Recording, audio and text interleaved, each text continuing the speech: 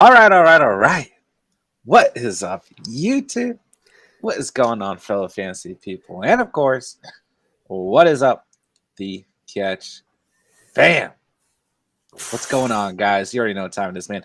Must start QBs and tight ends for week 5 of the 2021 fantasy football season. We've got Steven in the house. What's up, brother? Let's get into it, man. I'm pumped. Get to talk about I'm a little tease. I'm gonna talk about my boy Sammy D. Simon Oh, Darn. We need okay. nickname for straight off the bat, we need a nickname for Sam Darnold tonight, We guys. do need a Sam Darnold nickname very badly. He's a hard one to come up with. I mean, hmm Sammy D. That's all that comes to mind for me too. Rio Godin and Richard Glass in the chat. We're looking Hey, out. Catch. Hey, Rio. Richard Glass, gentlemen's. Shout out to you, Richard Glass. Aaron Reborn. Yo, what is up, brother? Aaron Reborn, I checked out your channel today, man. I was like, I noticed you had like over 300 subs, which is more than me and Steven. And I was like, oh, we gotta check it out, man. I watched like one of your videos. It was dope, man. We were gonna hit the sub button on your channel. I just forgot to, which is probably the worst part of all of this. But shout out to you, Aaron Reborn. Did check out your channel today, man. It's pretty dope.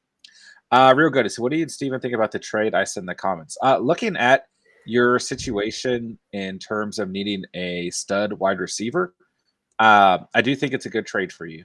Uh, I hate to see you lose James Robinson, but overall, looking at how much you need a true wide receiver one, I do think it's a good trade for you. Richard Glass pops behind me. We've got Peyton Manning, Max Scherzer, and Baker Mayfield. Outside of that, I have like 1,000 Funko Pops in boxes. It was like a thing I went through, and it's a yeah, thing. It's a thing. yeah. We got Baby Yoda in the Oh house. yeah, that's my favorite. We've got the Heisenberg, Breaking Oh Bad, yeah, Breaking Bad. Any and Breaking then Bad we've fans got out there? the OG Vision. Ooh, wrong way. Vision's my favorite Avenger. He is an Avenger, for those of you who don't think he is. So that's a really dope Funko Pop, in my opinion. And yeah, I've got like 400,000 in a box over there. So yeah, Literally yeah. not an underestimate. I literally sold like a giant box of Funko Pops, and I still have like 2 or 3 other boxes. So, but yeah, Richard. And I've got like, well, here we go. While we're here, we got Thanos and Captain America. I love that. Steven doesn't know anything about Marvel. Don't let him tell you that he loves John that. John takes the Marvel universe more serious than like anything philosophical in life. Marvel is like I always just for inside joke, I always like act like I'm a bigger Marvel fan to John. And I've never seen John get more angry. His whole face turns red. It looks like he's about to blow up like a tomato. He just doesn't understand, guys. I can't get into that right now, but we can do that one night. We can do it one night for sure. Aaron Reborn collab coming soon. Yeah, bro, let's do it. We'll set it up, Doc. Richard Glass, very nice. Thank you. Of course. JRX, what's up, brother? Good to see you in the There's in chat. the Hope you guys are house. doing well. This is going to be a weird topic before. Oh my gosh, Richard Glass. I'll have to call him a DC fanboy. I do have. Trigger. I actually have like my walls are just filled with comics. I do have one row of DC comics, but that's it. It's just Batman. Just one row. Yeah, just one row. Anyways, Derek says a 5-man trade in my league. Holy shit, that is nuts. Let us know, guys, what you ate for dinner. I want to know. Okay, listen. Steven put a knock on me to start the stream. I got a knock on Steven. This man does not eat Chipotle. I do. don't And even I say it had right. a Chipotle smoked brisket bowl, and it was delicious. They have brisket now. Steven, what do you have for dinner? Have you ate yet? I haven't eaten yet, but I can tell you what I Gosh, do have on the is agenda. it I sandwich? have some baked chicken and cauliflower mash. So you guys can go ahead and puke now. But that That's is what I'm doing. sounds Yeah. healthy. It's Uh, healthy. It's healthy. It's better than JR, last night's health dinner. JRX, there's no love for DC in this stream. There is love for DC in this stream, just not as much as Marvel. I I'm think actually yeah, Steven I am. would say he's a DC fan. I'll tell you Air quotes. quickly, you know, why I'm more of a DC fan because I just always felt that they were darker. I'm one of those I guys can't who listen to this. you see, the thing about DC and Marvel I is can't that do it. the intelligence of the DC writing. No, but I always loved Joker. He was by far my favorite villain in all movies. I don't know if that says a lot about my character or not, but he was always The new Suicide Squad was really good. I thought so. Jerry's. Where's the meat for this? Where's the 4 meat sandwich? Yeah, It's coming. that was the best part of last night's stream. Richard Glass, didn't Chipotle get everyone sick? Probably. It probably still does. I think I'm just immune to it now.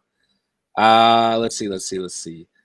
Seth got the trade for DeAndre Swift. This is my new go-to fantasy channel. We appreciate that, brother. Shout out That's to what's up. Seth. That's And what's up. shout out to achieving the trade. We love to see that, man. See what we do for you, Seth? Yeah. You just got your comment pinned. That's Yeah. what we do for you. Yeah. And now we'll put where's the 4 meat sandwich up? Why not? All right. Let's hop into it. Great intro tonight, guys. Love to see the Catch fam in full force, man. JRX Marvel has become more about the jokes recently. DC is about the story. Can't let the I don't Marvel disagree. See, this is gonna be a problem because we start talking like Marvel superheroes. I just won't be able to stop. So we'll save it for Saturday night. We that's the best time to get into those type of conversations. But I don't actually disagree with what you're saying. So this is a good pivot point. Seth, Chase Edmonds injury. Is there? Let's take a look right now. Let's take a look, and then we'll hop into the must start tight ends, and we'll do a quick break for fantasy Q&A. Then Steven will do must start quarterbacks, and then we'll hop into fantasy Q&A to end the night as well. He is questionable, did not practice due to a shoulder injury. The one thing I will say about running backs in general is that a lot of those guys show up questionable throughout the week. Just because, you know, if they're getting starting workload, they like to rest those players. I mean, if you look at my team right now, every single one of my running backs is questionable. You know, Saquon, Gibson, all these guys are just they're gonna have Q up until game day. So I would definitely monitor it though, obviously, because you know, if you've got Edmonds, he's probably in your starting lineup. But right now I think you're good. Yeah. We'll keep a tab on that for sure, man. All right, I'm hopping into must start tight ends, and then we will hop back into the live chat. So, guys, let us know while we're going through the tight ends what you guys are thinking, and shoot out your fantasy Q&A. I mean, we'll scroll back up. We'll get back to the chat. We'll answer everyone's questions for the night. But we're here, guys. We are here, I should say. Let's get right into it. Dawson Knox kicking it off, baby. Must start tight end of the week for me at Kansas City. Prime time game. Dawson Knox has 4 touchdowns in the last 3 weeks. This guy looks amazing. His first name is my last name, so I'm all about it, man. And I love this performance. Kansas City has played very, very poorly in the secondary. The Buffalo Bills just took a whooping on the Houston Texans, man. 40-0. Kansas City is going to need to stay competitive in this game. I think that they will do so against a very good Bills defense, but I think what comes with that is a lot of competitiveness from the Bills as well. And Dawson Knox, man, how can you bench him right now if you own him? If he is out there on the waiver wire, it's just asinine. Okay. It's natural that he will see regression at some point in the season. And he might not have a 2-touchdown game like he did last week versus Houston. But nonetheless, man, he's got Kansas City this week. After that, he's got Tennessee, then a bye, then Miami and Jacksonville, and then the New York Jets. He should be fully rostered in every type of league out there, including 6-man leagues. Like that's how good he is playing. So I'm all for Dawson Knox. He is my must start of the week. He finished second on the team last week in targets. And this is a team with guys, obviously, like Emmanuel Sanders, like Stephon Diggs, like Cole Beasley, like Zach Moss, man. Dawson Knox for real, man. I'm all about it. I think this is a beautiful start on the week and my absolute number one must start for the week. Yeah, he's only, actually rostered in under 40% of fantasy right now is what I'm seeing, and half PPR. The guy's got 4 touchdowns, which is tied for lead in the NFL, and he's 6th on the season is what I'm seeing right now in terms of rankings, so, I mean, that's nuts, man. I absolutely lock him up. Lock him up. Lock him You heard it here on the catch. This is an interesting one. I was going to wait towards the end of my starts, but I want to go ahead and hop into this one. Kyle Pitts at the New York Jets in London. Okay, so you guys know my thesis here that defenses do not show up in these London games. I know a lot of people have dropped Kyle Pitts, or they've traded him, or they've moved on from this prospect of Kyle Pitts, but he is due for his breakout game. I don't know if this is exactly it, but I think it could be close. Okay. If I'm not mistaken, he leads the Falcons, or he is second on the Falcons in total targets. In terms of tight ends, he's very much up there too. I think he's the number 7 tight end in terms of target in the entire league. The targets are there, man. It's just that he hasn't scored a single touchdown. And actually, from a full PPR standpoint, he hasn't played that poorly. He hasn't played, as a 4th round draft selection, like where a lot of people got him, or even a 5th rounder. But nonetheless, he hasn't played as awful. I don't think you should fully give up on Kyle Pitts unless you have some of these other tight ends, like maybe a Dawson Knox or some other guys that have come up on the waiver wire. But overall, man, I like Kyle Pitts this week, and I'm interested to hear Steven's thoughts on that. Yeah, But I think it's a pretty good matchup overall. Yeah, Kyle Pitts, I mean, definitely if you guys watch any of those mock draft videos, you probably listened to me just praise this guy endlessly. I loved watching him at Florida. One of the best talents we've seen come out of college. Obviously, everybody was gassing this guy up. He's been disappointing, but like I'm not necessarily disappointed in what we were estimating because he's Sure. seeing high target volume. He's still kind of stepping into that like second role outside of like Cordell Patterson. I think he might be actually that second fiddle in that offense. But Sure. Kyle Pitts is seeing the target volume. It hasn't necessarily turned into a lot of efficiency or a lot of touchdowns, but I mean, I still like the rest of his season, and I definitely like this matchup against the Jets. Like Calvin Ridley was a good play for me this week, but the Jets have been pretty stingy at receivers. But I think that the Jets can be beaten through the tight end there, and he'll be seeing less of coverage than Ridley will for sure.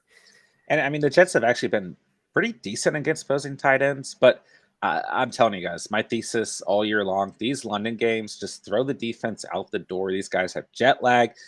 Any London game I've ever watched has always been like a 30-28 score, or like a 42. I mean, and I'm probably wrong about that, but I just feel like the defenses never show up. And outside of week 3 for Kyle Pitts, week 1, 8 targets, week 2, 6 targets, week 4, 9 targets. The targets are there. Okay. Week 3 was bad. Coincidentally, he had 3 targets, but nonetheless, man, he has had at least 1 red zone target in every game this year, but he had 3 red zone targets last week. I'm telling you guys, this might be the week. Might be the week for Mr. Pitts. And I'm excited for it too, man, because I love this kid, man. We need Kyle Pitts to be balling out, dude. It's good for the league. It's good for the league. You heard Yeah. it here on the catch. Okay. Okay. Mike G, baby. Mike Gesicki. You know he's in my must-start tight ends on the week. Listen, we don't need to go into my love for Tua in the offseason, guys. A lot of you guys weren't even here for that, so it doesn't have to happen. But ever since the brisket, like my Chipotle brisket bowl that I ate tonight, has become the starter for Miami, Mike Gesicki's targets have just skyrocketed, man. And he's making the most of them. He had around, I mean, depending on scoring format, at least 13 points in week 3, and then at least 14 points in his first score of the season against Stevens, Indianapolis Colts. And it's just beautiful. Happy to give it to you. Yeah. It's just beautiful, guys. You know why? Because I vouched for Mike Gesicki like no other in the offseason and preseason. One of the very first videos on this channel was a tight ends to draft after the top tier video. And ever since I did that video, I just nonstop talked about Mike Gesicki in the offseason and preseason. I took him in a ton of the mock drafts for this channel. And listen, man, 12 targets in week 3 and then 6 targets last week. Although he did have 6 targets in week 2, which was still a pretty bad performance. It's better than week 1 with that goose egg, which made me very, very worried, even though I beat Steven that week with a goose egg on Oh my my god. starting lineup. But nonetheless, man, I love where he's at, man. At least 50 receiving yards in the last 2 games, right?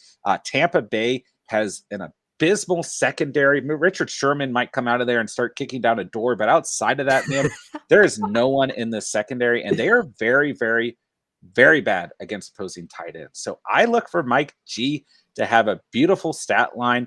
And then after week 5, man, he's got Jacksonville, Atlanta, a bad matchup versus Buffalo, but then Houston and Baltimore. He is on pace to actually turn into the tight end that I vouch for in the offseason. I look for that to continue against, like I said, a very poor secondary in Tampa Bay. Yeah, I mean, if you're a Gesicki owner, you probably want Brissett to keep playing, right? Because of how much better he's done with him. But yeah, I think that Tampa Bay matchup, it's great. Because we talked about Mike Evans last night, and then I said that Tampa Bay was going to be running up and down this Miami defense and just putting points up. But I think that's also going to lead to players like Mike Gesicki having big games from Miami, right?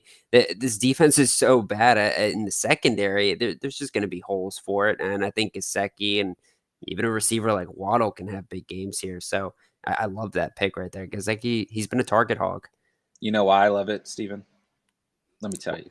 Just because Tua is near him, there's a Tua glow. Nah, because he's on my team. That's why I love it. My team fucking sucks right now. Tua's going to end up playing for the Canadian Football League. I guarantee. Don't talk about Tua like that, okay? You know who else is on my team in our league, Steven? A man who was on your roster, a week ago? Yes, you did snag him. I'm pissed about that too. Mr. Dalton Schultz. Okay. Yeah, that's a great play. This is the next player on my must start tight ends for the week. Okay. I love where Dalton Schultz is at, man. I love this matchup versus the Giants. I mean, Blake Jarwin played okay last week as well, but I still feel like Dalton Schultz is the guy. And we talked about this in the offseason and preseason, right? We both had Blake Jarwin, if I'm not mistaken, in our tight end rankings. I know I did at least, but we were both wrong on that, or at least I was wrong on that regardless, right? But what we talked about during that video was who is going to be the tight end 1 on the Cowboys, because the Cowboys are going to throw the ball a ton this year, and I want whoever that tight end is going to be because they're probably going to be pretty damn good. And it looks like at the moment that it's Dalton Schultz all the way. 6 targets week 1. Week 2, a stinker, 2 targets. But outside of that, week 3, 7 targets, 8 targets versus Carolina last week, 3 touchdowns in the last 2 games. And this is the worst defense outside of the Bucs that the Cowboys have faced all season long in the New York Giants. I love this matchup, man. I absolutely love it. I'm so excited to start him. He is my flex player on top of Mike Gesicki at the moment. Now, I have I've got Montgomery and CMC on the bench, right? Yeah. I mean, my team is hurting. Yeah, they suck. Your team sucks. Okay. My team does kind of suck, okay, at the moment. But nonetheless, man, I love this. I love this matchup all day long. I think Dalton Schultz is going to have a great stat line. And I think his ceiling on a weekly basis is getting a little bit higher. I don't know when we're going to see another performance like we saw against Philadelphia in week 3.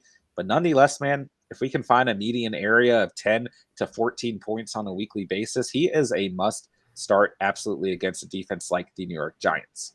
He's kind of becoming a must start like weekly. And yeah. I mean, the guy's top 5, I think, right now. And he's so amazing. Like he seems to be, he might not be the guy that gets the touchdown catch, right? Because Blake Jarwin, he'll randomly show up and score 2 because he's really athletic and he's a good tight end too, right? But at the same time, like Dak Prescott looks his way. He looks Schultz's way when things go down, when things get bad, right? A tight end is always a quarterback's best friend and safety blanket. And this McCarthy offense, as much as I think McCarthy is an interesting head coach, it has favored tight ends in the past. And I like Dalton Schultz rest of the season, but definitely think he's going to show up for that rivalry game. I do too. Yeah. Speaking of rivalry games, right? I've got not really a rivalry game, right? I've got a revenge game, but not a real revenge game. I'm better now because you guys signed the guy that we cut game. You ever heard of that type of game? That's an interesting, very Yeah, unique, yeah. specific game. We got So it this week, man. Tyler Higbee at Seattle, waving to his old pal Gerald Everett, and he's saying, okay. I'm better. Okay. I'm glad you're out of here, man, because I'm the starter now. You're not in my way. And I like this matchup. Okay. Not a crazy amount of targets for Tyler Higbee on the year, but outside of week 2, he's had at least 5 targets every week. And he has had, outside of week 2, at least 1 red zone targets and 2 red zone targets in the last 2 games. I like this matchup, man. It's about time, right? I mean, he had a touchdown in week 3 versus Tampa Bay, who we just talked about. He sucks in the secondary, right? And I like this matchup, man. It's on Thursday Night Football. Not as many defenses showing up on Thursday night. I just think it's a good matchup, right? I don't really know how much the Gerald Everett thing plays into this. I just thought that'd be Oh, a good it's the introduction. only reason he's playing today. Yeah, He knows about Gerald yeah, Everett. yeah.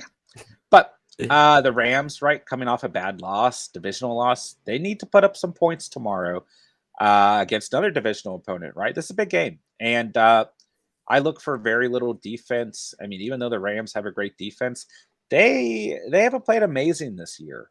And I look for a lot of points to be put up tomorrow. Maybe not an asinine amount of points, but still in the 20 to 30 point range, right? It's going to be a competitive game. And I think Tyler Higbee has a good stat line tomorrow as well.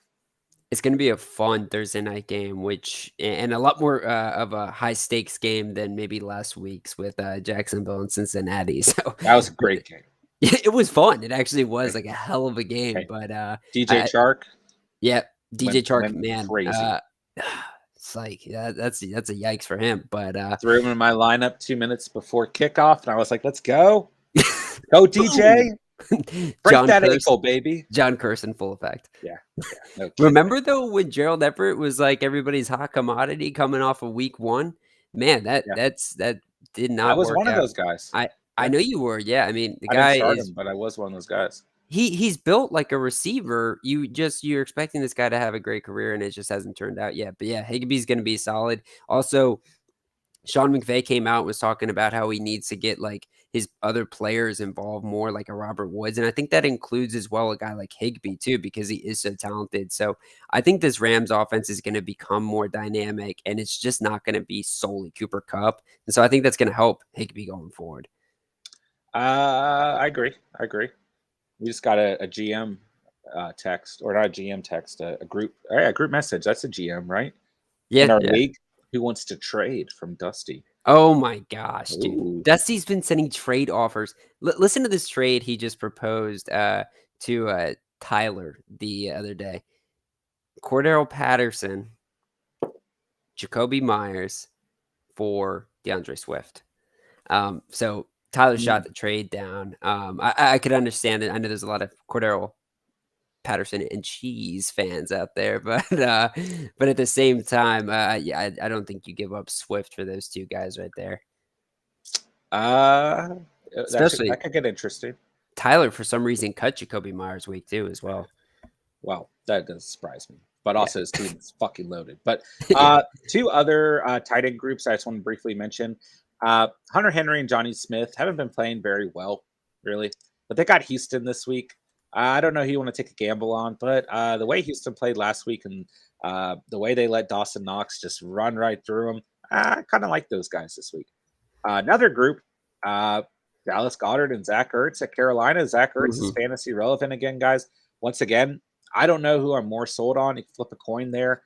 But they've got a pretty decent matchup actually versus Carolina. He's been good defensively, but is ranked about 16th overall against opposing tight ends. So I like both of those matchups for those 2 groups of tight ends. Outside of that, you've got some pretty tough matchups for your top guys. Travis Kelsey's at Buffalo, Waller's at Chicago, Mark Andrews is at Indy, and Kittle is at Arizona, and then Hawkinson as well is at Minnesota, and then Noah Fant's at Pittsburgh with our guy Drew Lock playing. So it's a tough week for some of the top tight ends. Most of those guys are still starting no matter what. But Mhm. I mean, hopefully this segment was helpful, and in terms of maybe guys you got off the waiver wires. Maybe if you have 2 tight ends on top of one of those top guys. Uh, there's some pretty good weeks for some second tier guys. Um, and yeah, my final or my way to end this segment. Let me know in the live chat, guys. I've got Jared Cook in my 20-man league. He is the only tight end on my roster. He won me my matchup last week, but he's got Cleveland this week. So I'm interested to get your guys' thoughts. What do y'all think about Jared Cook this week? Because it's not a good matchup. And I don't know, is Steven's ready to. You gonna burn Cook after he won the game for you last week, man? If you guys I'm were just saying. tuned in on Monday night, man, Cook won the game for you. Man, that is a ruthless leader right there, and John. That's a ruthless leader. That's what they call me, man. No, but hey, I do have a. What do you think about Tyler Conklin this week against Detroit? Do you think that's a decent matchup right there? Do you think he's a I potential sleeper? I do, but I think it depends on if Dalvin Cook plays. Mm-hmm. If Dalvin Cook's not playing this week, I mean that was the best performance we saw out of Conklin because some of that momentum was shifted his way. Mm-hmm. Um, at the moment, that's like the only circumstance in which I'm willing to take a risk on Conklin. But if you're extremely desperate, yeah, I think it's an okay play. Yeah, So yeah, there you have it. Let's start tight ends week 5. That let's was get fun. it. I was pumped for that, man. Okay, I am scrolling back up. Let's get through some of these comments from the Catch family. All right, Richard Glass, we will need to have a pop culture stream one day. Yeah, we can plan that, man, in the off season for sure. I'll get out all the boxes of Funko Pops for sure. Steven will have nothing cool to show you guys except Oh, maybe you his. guys don't want to see the creepy photo of my brother and sister at the top there? You don't want to see They've that? already seen that. Yeah, that's like, yeah, that's cemented into their eyes.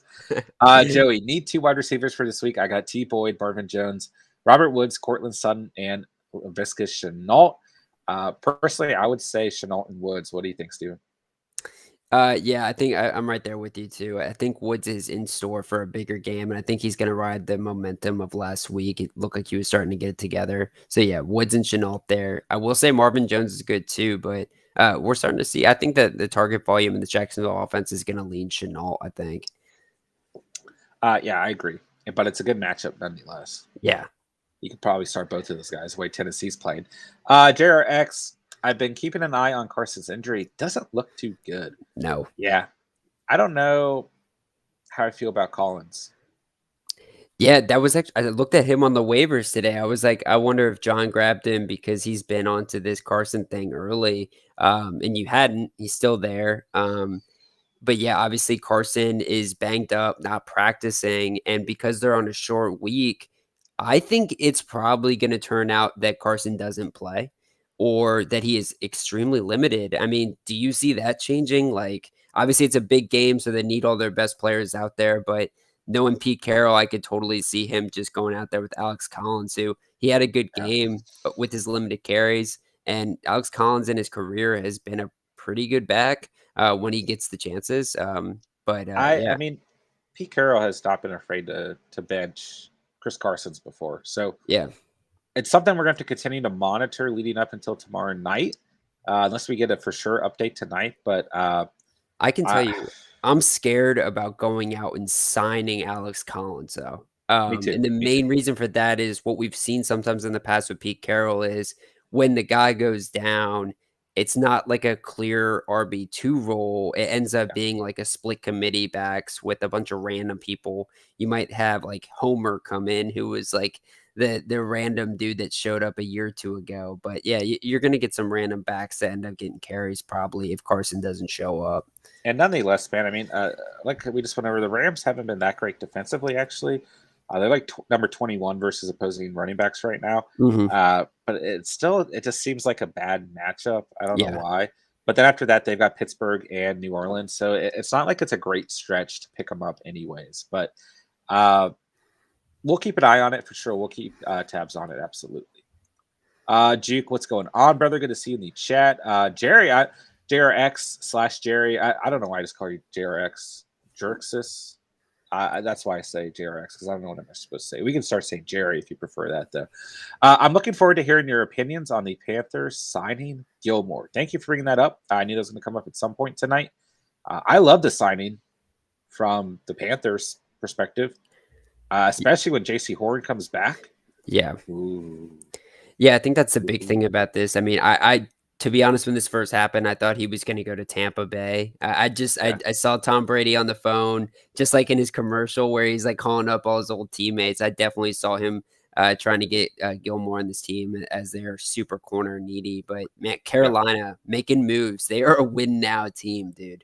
they are, and Win now. they got Sammy D at the helm. I mean, how can they not? Yeah, and dude, I mean, I guess Gilmore's still gonna be out till, like, after week 7, and he's gonna have to adjust a little bit, but, bro, this guy's, like, top corner, man. This Yeah, guy's, like, a Ramsey. Like, this he is going to be solid for this Carolina team.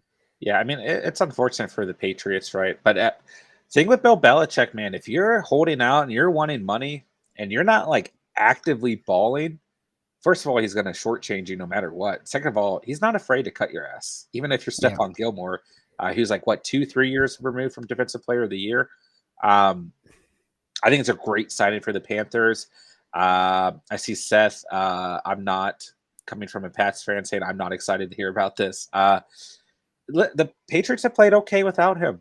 I mean, their defense is good, and they'd be much better with him. I think a healthy Stephon Gilmore, Yeah. but this is good for the Panthers. Okay, so, like, I wanna jump in here, man, because, like, I mean, I, like, literally praise Bill Belichick, like, every single time I say his name, but, and I think he's gonna be fine. He's always been a guy that can put anybody out there corner, and they're gonna play well, but these kinda moves and the fact that when Stephon Gilmore was leaving and he gave that note out to the fan base, he specifically didn't say Bill, he said Kraft and coaches.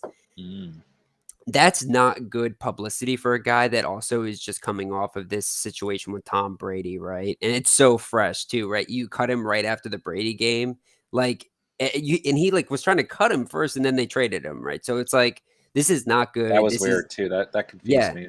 yeah, confused the hell out of me too. And it's like, dude, like I don't like I just don't understand it. And it's not going to help the Pats going forward to like bring in more free agents and Yeah, bring in other guys. if it's a great point. If you're a free agent, why would you want to? I mean, there's always been this weird buzz around New England, but the reason people go there is because it's a winning culture, Hmm. um, and Tom Brady's there. But not Not anymore. yeah, not I mean, anymore. they're not the best team in that division. They're still competitive, but they're not the best team in that division. And Brady's somewhere else, right? So yeah, uh, it's interesting. I think that's a great point, Steven. Yeah, but this Uh, defense is still elite, man. this defense is good. They're gonna get Yeah. better, man. I like this team. I do. I just want CMC back out there. Okay. Aaron Reborn, 8 people watching. Everyone like the stream. Appreciate that support, Let's man. Yeah, go, go ahead Aaron. and smash that like button, guys, so we can get some new viewers into the stream I tonight. love If you you, guys Aaron. are new and here, go ahead and hit the sub button. Become part of the Catch fam tonight. Shout out to all of the Pew Catch fam. pew. That's Pew right. pew. JRX, at least you got a 2023 6-round pick to look forward to. Wow, That, Jared that just was putting the knife in that him was right dark, there. man. Putting the knife in him, man. See that pick turn into the next Tom Brady, man. Yeah, that could happen. I lost Logan, Dylan Sheps, RT. What's going on, brother? Hope you're doing fantastic tonight. I lost Logan Thomas and Mixon week 4. Moving Swift from flex to RB2 behind Kamara. Do you guys think I should start Schultz and Gasecki and flex? Yeah, I'm doing it this week, so I think Yeah, you should. whoa. That was weird, man. Yeah, That's weird. yeah. Yeah. And I mean, I think long term your roster is going to be okay if you've got Thomas and Mixon. They're going to come back from injury eventually, right? And looking at your 2 RBs there, I mean, Swift and Kamara, I think if starting both of them and then starting Schultz and Gasecki, yeah, I think he'll be fine, man. Yeah, Gesicki's used almost like a wide receiver for this team anyways, so Yeah, it's almost just like putting a wide receiver at flex. yeah. Francesco, hope I'm pronouncing your name right. Hope you're doing fantastic tonight. I had Higby on tight end, but because he was questionable, I added Gasecki from the waiver. Yeah, I think it's a good start either way. I think Gasecki's probably a better start actually. So I think it's a good move by you, man, for sure. Supersized Senpai, yo, sup, fellas? What's up, brother? What is up? Good to What see is you in the cracking? chat tonight. Thoughts on my team, 14-man PPR league. I'm 1-3 this season. Wanted to see if I'm making the wrong starting choices. I don't think I am, but I figured I'd throw it by you. Sweet. Let's see here. Starters: Matthew Staff infection, Aaron Jones, Antonio Gibson, Keenan Allen, Deontay Johnson, Johnny Smith, Trey Lance in the flex. Oh, I I like love that. that. I like Yeah, I that, like it a bro. lot. Kirk Cousins, you like that? We like it here. Yeah. Catch. Defense, Patriots love the Patriots defense this week. Tyler Boss at the kicker position. On the bench, you've got Justin Fields, Rondell Moore, Chuba Hubbard, and Emmanuel Sanders. I like your lineup. Yeah. Dude, I gotta say something. He's got my must start kicker of the week, baby, Let's and he's got my go. must start defense of the week, dude. I Yeah. love your team, man. Good Holy lineup. smokes, dude. How are you 1-3? That team is elite, yo, and in a 14 league? Damn. Yeah, that's a good team for sure, man. I think you're looking good, Super Size. Boss Man Fat, what's up, brother? Good to see you in the chat, homie. Thoughts on Jalen Smith to the Packers? Yep, I was hoping someone would bring that up too. I love this signing by the Packers. Mhm. And I love Jalen Smith, man. Wasn't necessary to stay in Dallas, but I still feel like they kind of did him dirty, right? He had this beautiful, like, out of the dark story, right? The Mhm. injury should have been selected way higher in the draft. Doesn't play for a full year, right? And when he started, he looked like a true starting linebacker. I love Jalen Smith, man. A very humble football player, very quiet guy, right? Very respectful. I love him as a player, and I think he will play great for the Green Bay Packers. Yeah, and also it was kinda weird too. The Cowboys, like, owed him money, I'm pretty sure, when they got rid of him, and it's like, he wasn't even really playing at the time, so it's why did they do it? It just seemed kinda odd, and I think the Packers got a steal here. Yeah, And just a quick note too on this team, it's like Aaron Rodgers talked a ton of shit about the GM and how they put this team together over the years, but it's like, this team has invested a ton into the defense, and they've had a good defense, in my opinion, over the years, and it's for moves like this. This yeah, was a proactive move for them to have a key player at linebacker. I yeah. mean, this guy's super athletic too. Great move by Packers. It's a great move, Yeah. and I think it's going to help the Packers a whole lot throughout the season. So let us know in the chat what you guys think of that signing by the Packers today. Thank you, Bossman Fat, for bringing that up. James Zhao, what's up, brother? Good to see you tonight. If my league setting makes it so that commish reviews the trades, if they don't review the trade by the process date, does it go through or cancel? Also, it says the trade process is October 7th. Does it process around 12 a.m. October 7th? I just need the players in a trade before the Thursday night game. I play on Yahoo. I would like to answer this question accurately, but technically speaking, any league settings, regardless of what platform you play through, can differ. The commissioner can do literally whatever the hell he wants to. So, going off of my experience being commissioner and Steven's 2 months of experience being It's commissioner, a tough job. it is tough. Uh, I would say that if he does not review the trade, it will go through still, Yeah. as long as more than half your league has not voted against it. And in terms of the time, it differs for different. Like on NFL, it does happen right at midnight in my experience, and then on Yahoo, it happens like early morning, typically on Sundays.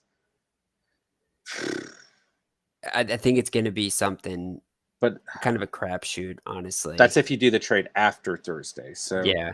I would assume you're going to have that player ready by tomorrow, would be Definitely my keep your answer. eyes on your app. But If yeah, you've got work, take it off. Make sure that you're watching your quit your app, man. job, James, and pay attention to just stare at your Yahoo app. But in all seriousness, you can, of course, set an alert on your Yahoo app to your phone. I mean, I have that, and I did a trade this season for Trevor Lawrence, and I got a notification right away.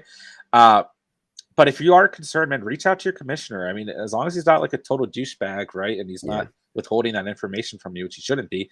And sorry if he's like one of your best friends or like your dad or something.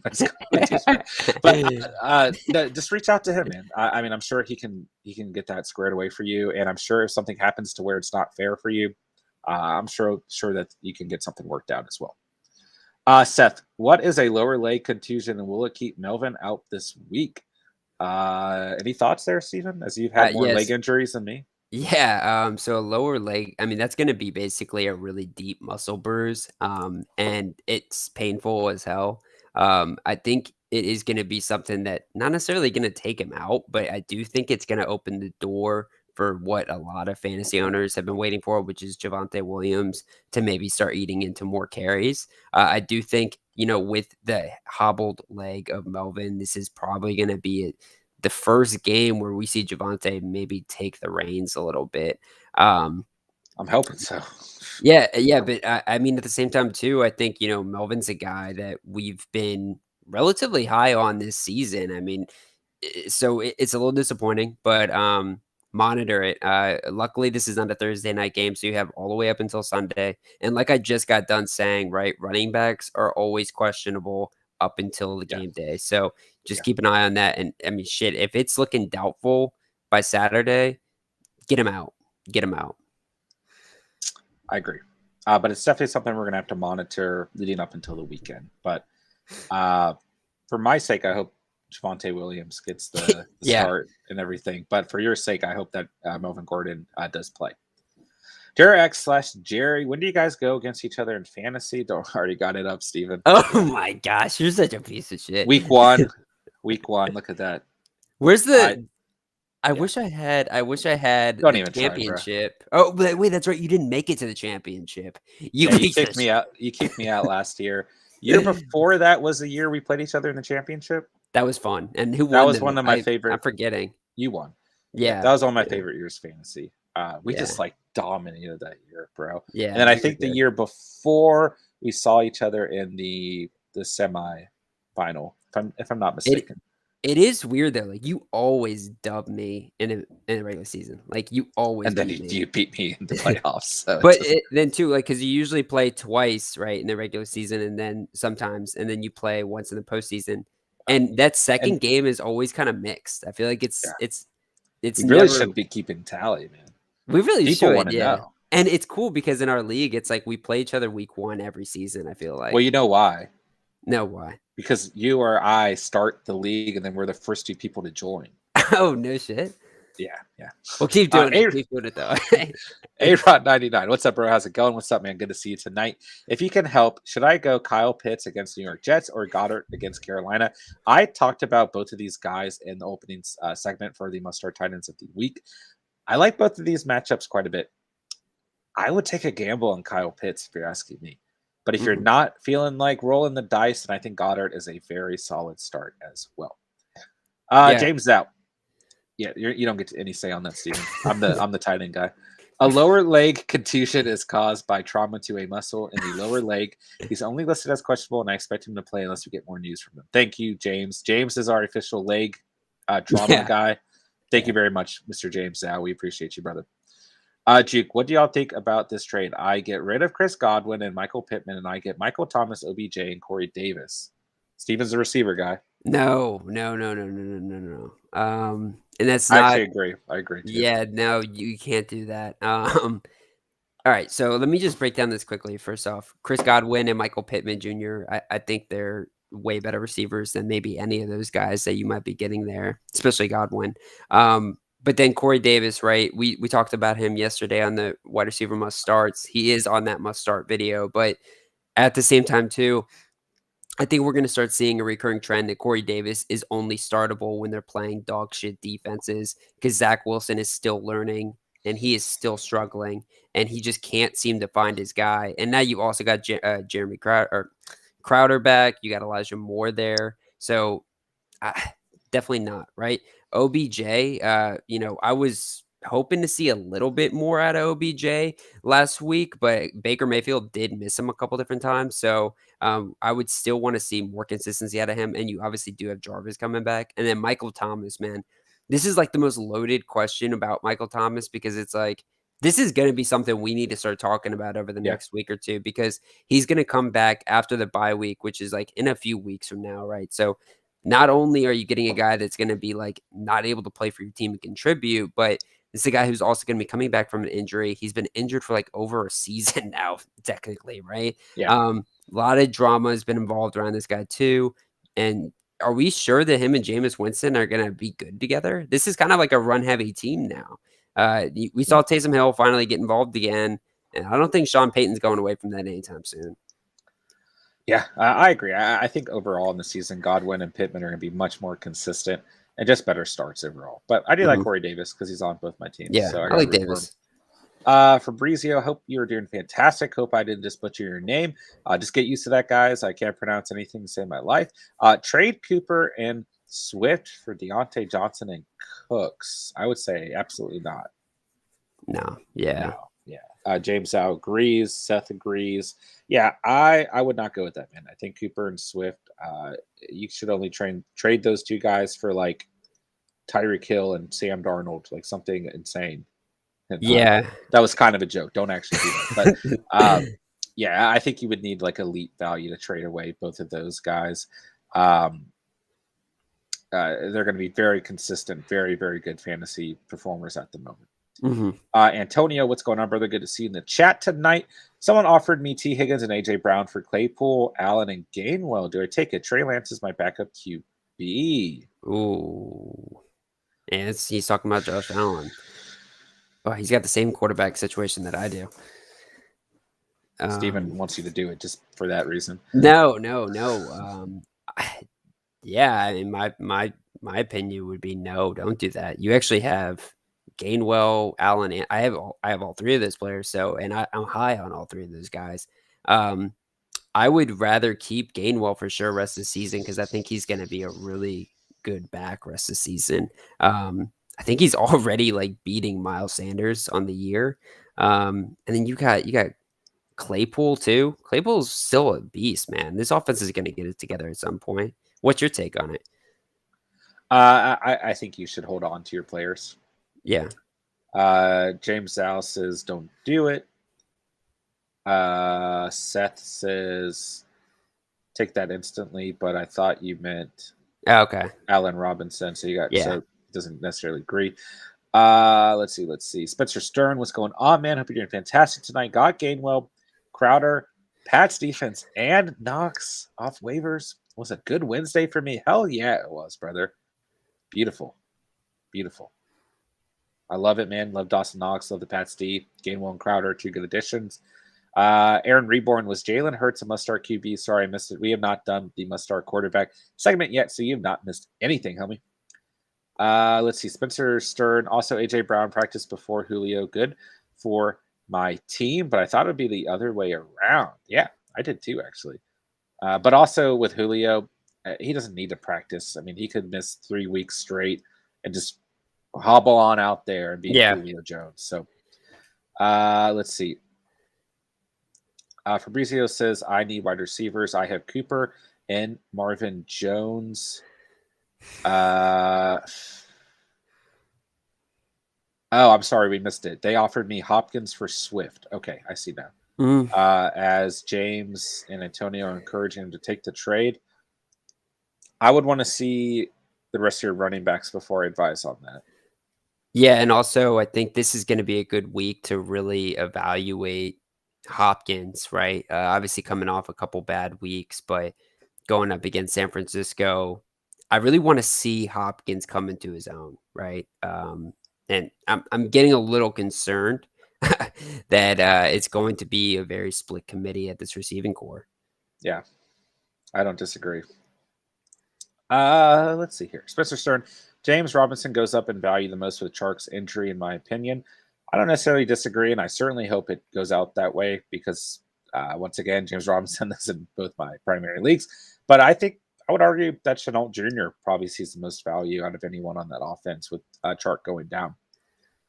Spencer Stern, herniated discs are a bitch. Doubt Carson is going to play this week. Yeah, he doesn't have much time to suit up. So, Yeah, uh, Lark McFlurg, pick 3 starters in PPR: Lamb, Debo, Lockett, Brown, Marvin Jones, Devonta Smith, or Emmanuel Sanders. What do you think, Steven? that's a nice receiving core right there. Yeah, Um, Yeah, I don't see at this point how you don't include Debo in your weekly starts. So I think for starters, that's where I'm gonna go. Right now, I'm hesitant to start a guy like if that's Hollywood Brown. If it's Antonio Brown, I'm starting him, right? But if it's Hollywood Brown, I'm holding off there. Emmanuel Sanders is a good play, but honestly, I'm gonna go CD Lamb here, despite him being down recently. okay. Just think he is any given week he can absolutely ball out. Obviously, Cooper's banged up too, right? Um, and got a favorable matchup as well. So I think Lamb, Debo, and then you're looking at your third guy here. Um, Man, you got a lot of people to pick from. I want to take a shot on Tyler Lockett, but I think consistency is going to be more important here, and that's why I'm kind of leaning Emmanuel Sanders. I don't know about you. I agree with you. As Spencer and James both say, start Debo, Lockett, and Lamb. So basically the same consensus. Yeah, But I would agree with you that you could argue between Lockett and Sanders. I Sanders just got a very good matchup. Yeah, I just like the fact that it's gonna be at, like, a 60-point over under in this offense. The Bills are just gonna be gunning it all game long, and Yeah, this Seahawks-Rams game, we've seen in the past, it can get pretty defensive and pretty slow quick, so that's true. you never know, right? And who knows, maybe Ramsey lines up on Lockett. That'd be bad. Yeah, that means Ramsey's scary. he's not doing anything. Seth, I would have shat myself if Gilmore went to Tampa Bay. Fair enough. Let's see. Chase Brown, what's going on, man? Good to see you tonight. CMC playing this week. Also, start Chenault or Damian Williams at flex this week.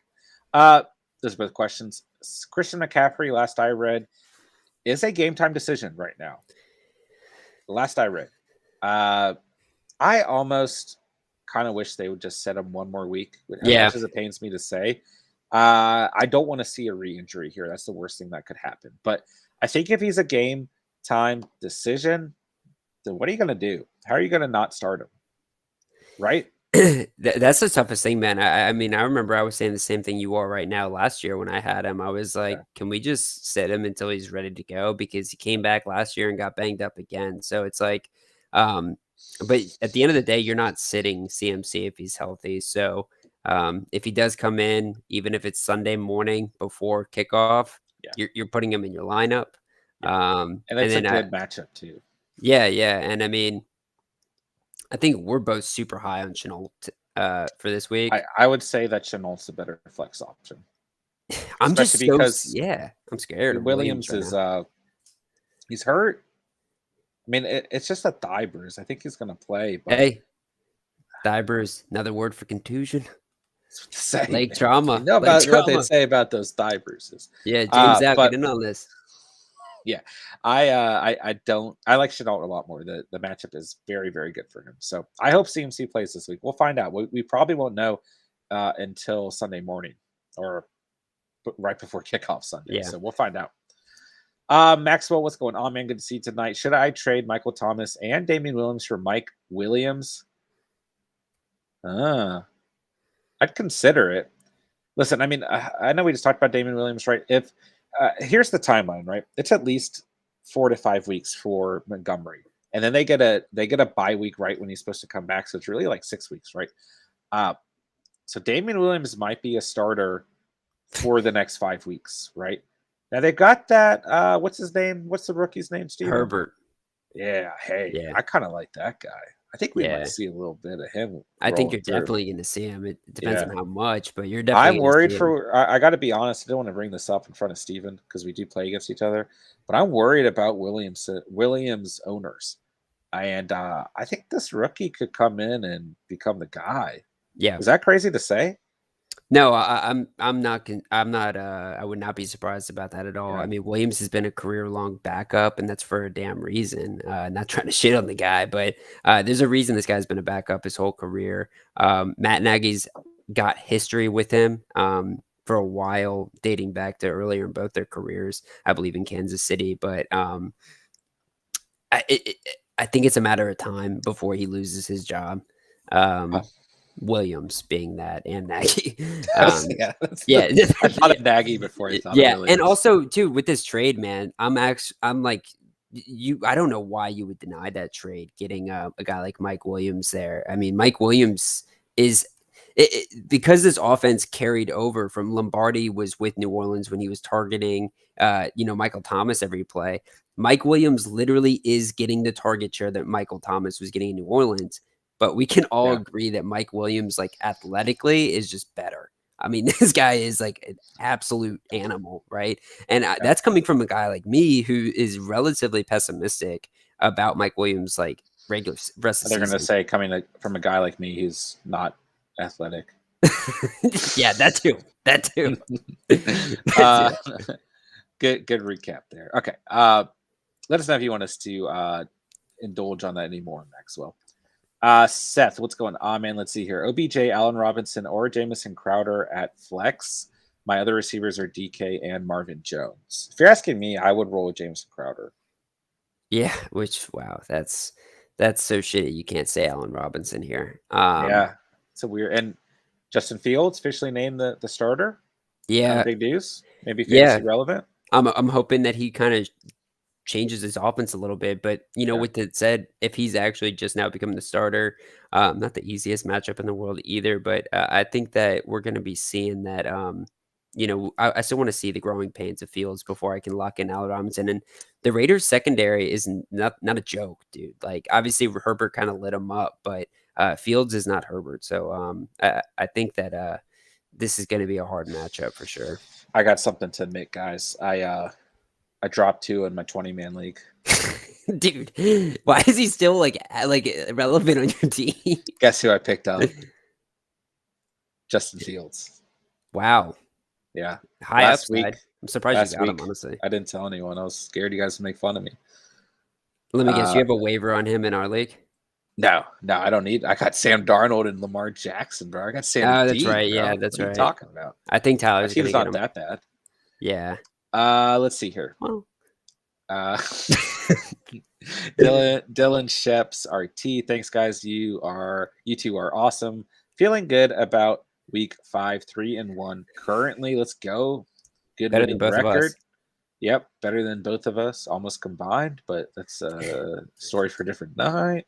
Actually combined, yeah. Yeah. Okay, Super Size Senpai. I'm 1-3 because I keep getting screwed by the fantasy gods who don't love me for some reason. It seems I prayed at the wrong altar. I'm right there with you, man. They're coming down hard on me. I've done something wrong recently in my life. I don't know what, but it's like any player I put in my lineup gets injured. So Spencer Stern, as a Packers fan, I love the signing. Would have been more happy if we get Gilmore to get rid of Kevin King. Dude, Yeah, Kevin King sucks, yeah. yeah, Kevin King is it's a good terrible, point. Spencer. Yeah, it's a good point. James Zhao, he's one of my friends. The commissioner, my bad. Just tell him not to be a douche, bro. My commissioner is a total douche. I'll tell you Yeah, that much. But he's my yeah. friend too. Yeah, he's the Uh, worst. He's worse. his name's Super Steven. sexy though. Super sexy. Okay. Dylan Shep's RT. When I was 3-0, I was talking as much crap as I could while I could. Yeah, that's the best part of it, man. Seth, all I want is for Javante to start. I am right there with Yeah, you, I think we're brother. both there with you. He's on my team, and I have like 7 dead running backs, so I Yeah. definitely want him to start. That's a little Jane concerning he's Scott. on your team, man. Injury maybe on the horizon? Yeah, it might be. Jane Scott, what's going on, Jane? Good to see you tonight. Whoa. I just got trade offer. They want my lamb and Innards Alaire for Myers and Patterson. That's probably Dusty. There's Dusty. There's Yeah, Dusty, yeah. that What we piece of talked about shit. earlier. He's coming I'm around. saying no. You should absolutely say no to that, Jane. Yeah, That would look, be an awful trade, and I would never talk to you again. Spencer just said, "Yeah, hell no, Jane." Wow, Yeah, what a yeah. Dusty, what a piece of work, man. That is a bad trade. Yeah, Uh, I mean, I like Patterson, but no, don't take that trade, Jane. Please don't. I'm glad awful. you had the willpower to say no. Yeah. JRX, is Chubb worth trading for? I'd say so. Yeah, I love Nick Chubb. I love the Chubster. Right?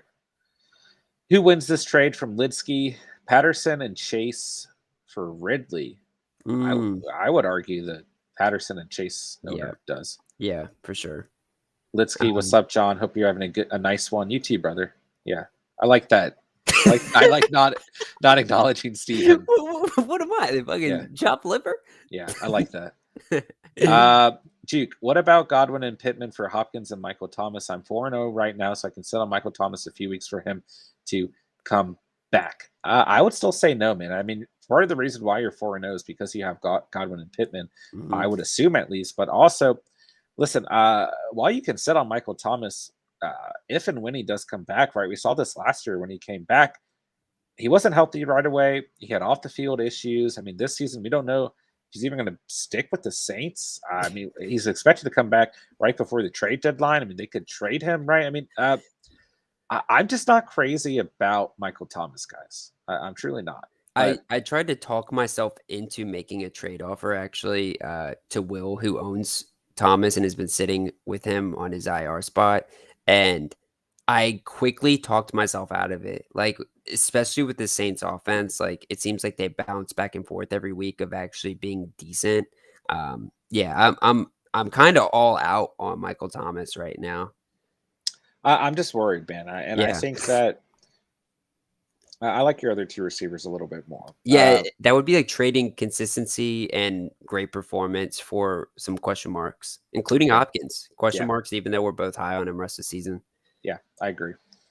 A-Rod 99, another one this week. Robert Woods bounce back or stick with Corey That's a Davis? good question. That's tough. That's a good That's tough. question. One guy made my must start video.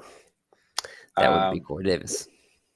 I feel like I like Corey Davis, but I like Robert Woods as well this week. Yeah, I'm not giving up on Robbie. He's got a good matchup versus Seattle. Um, Corey it's Davis has tough. a good matchup too. Yeah, that's what I was thinking. One Corey guy's Davis. got a better quarterback though. Yeah, that's true. You don't like Zach Wilson over Stafford? I tell you what, I like Zach Wilson's arm. Got a I great didn't know arm. where you're going with that one. Okay. I mean, I think you can flip a coin, but I think Corey Davis might be the better play. But it's really That's tough there. Short week for Seattle and the Rams. Excuse me. I mean, short week for both of them. But Seattle's very bad defensively. it's Let really us know in the tough, chat. man. Let It's us know really in the tough. chat. Robert Woods, or Corey Davis this week? Give us your opinions for A-Rod 99. Let's see here. Chase Brown. Since I got CEH and Pitts yesterday in that trade, who do you like better rest of season, Fant or Oh, wow. Pitts? Should I swap based on matchups week to week? Didn't realize I don't need Pitts, but relying on upside. This week I would start Pitts over Yeah, for Fant. sure. Yeah. Fant's got a very tough matchup, and Teddy B ain't throwing the ball. Drew Lock's throwing the ball. It's gonna be Mr. And Dancing Man. yeah, Mr. okay. Dancing Wow. Man. Listen, they do have chemistry. They have played together before, and I don't know. The matchup is still not good, man. I still like Noah Fant on the season, and Teddy Bridgewater isn't going to be out long term, but this week I would start Pitts, and to answer your question, I do think you can look matchups on a weekly basis. Evan Harrison, what's going on, man? Good to see you in the chat tonight. What's up, guys? Hope you all are having a great night. My bench is Moss, Singletary, Shepard, Renfro, Eli Mitchell, Carolina defense. I either want to pick up Gainwell or handcuff Eckler's backup. Let's see here. I think we lost Steven.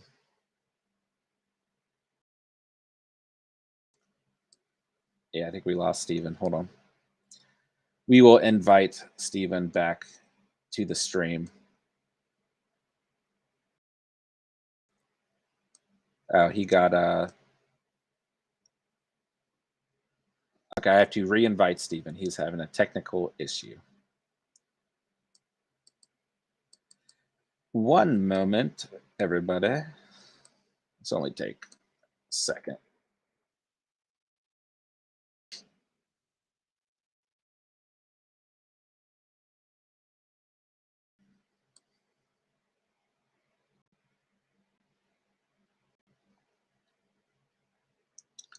All right, let's get Steven back in here. Just got to send him an invite. And we will get back in business in about a minute or so. All right, let's see here. Spencer fucking Stephen, man, what a piece of work he is. Oh man. All right, let's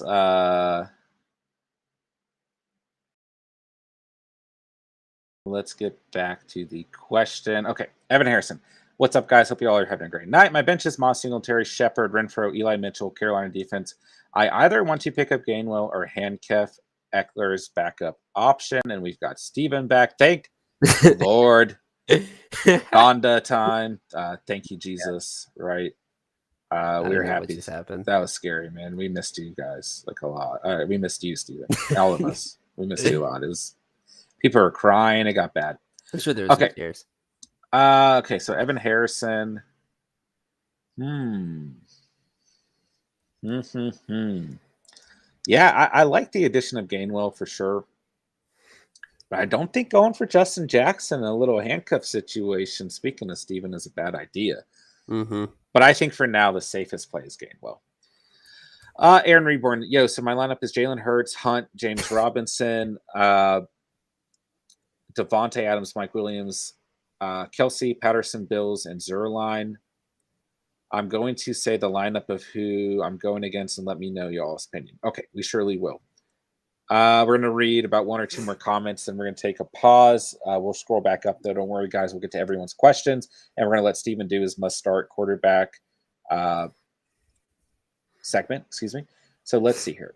Spencer Stern. Rate my other team. I have 10-team PPR, Kyler, Cook, Sanders, Damian Williams, JD, Diggs, Keenan, Claypool, Bateman, Michael Thomas, Manuel Pitts, traded Kittle, Zeke, Cup for Cook, Pitts, Keenan, and Claypool. I like that team a lot.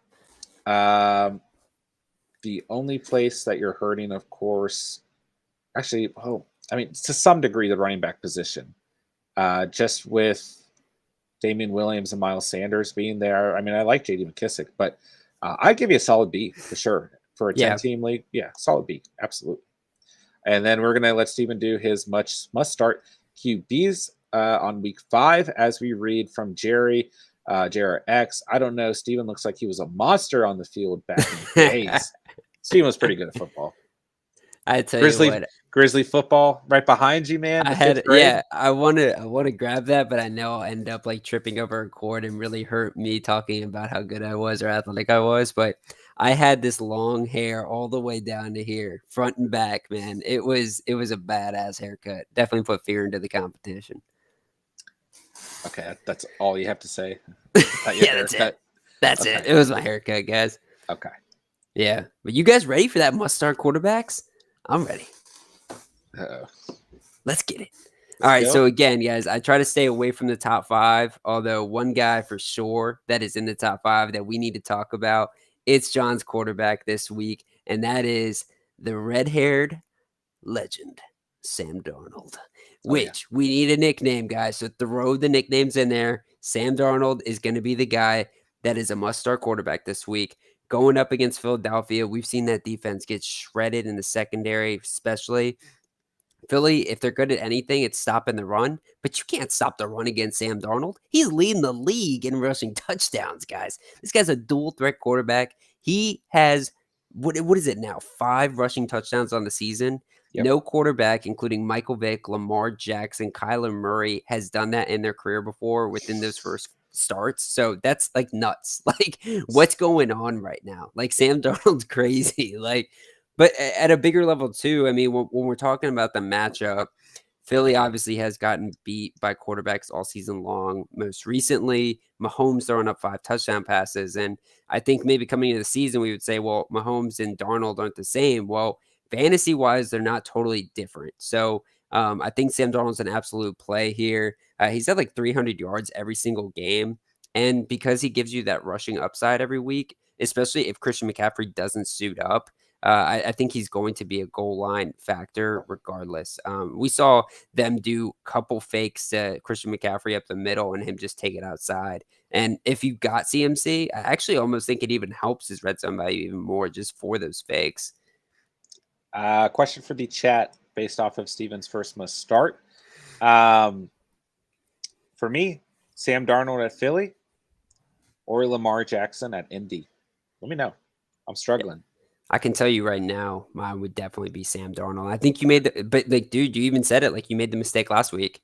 You know, you could have won last week. You didn't play him. You played Lamar, and Lamar. Crazy.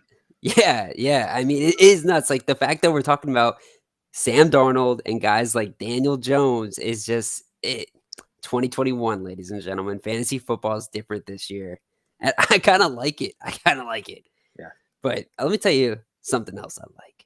Okay. Mr. Josh Allen comes in at a 7 on the year, and pretty soon we're not going to be able to talk about this guy going forward starting next week because he's going to be in that top 5. This guy is one of the best quarterbacks in the league, but this over total on this game, I've said it over and over, it's 60 points. This is going to be one of the most fun games we watch all season long, guys. I know somebody else was saying in the chat earlier that they had Josh Allen and Trey Lance.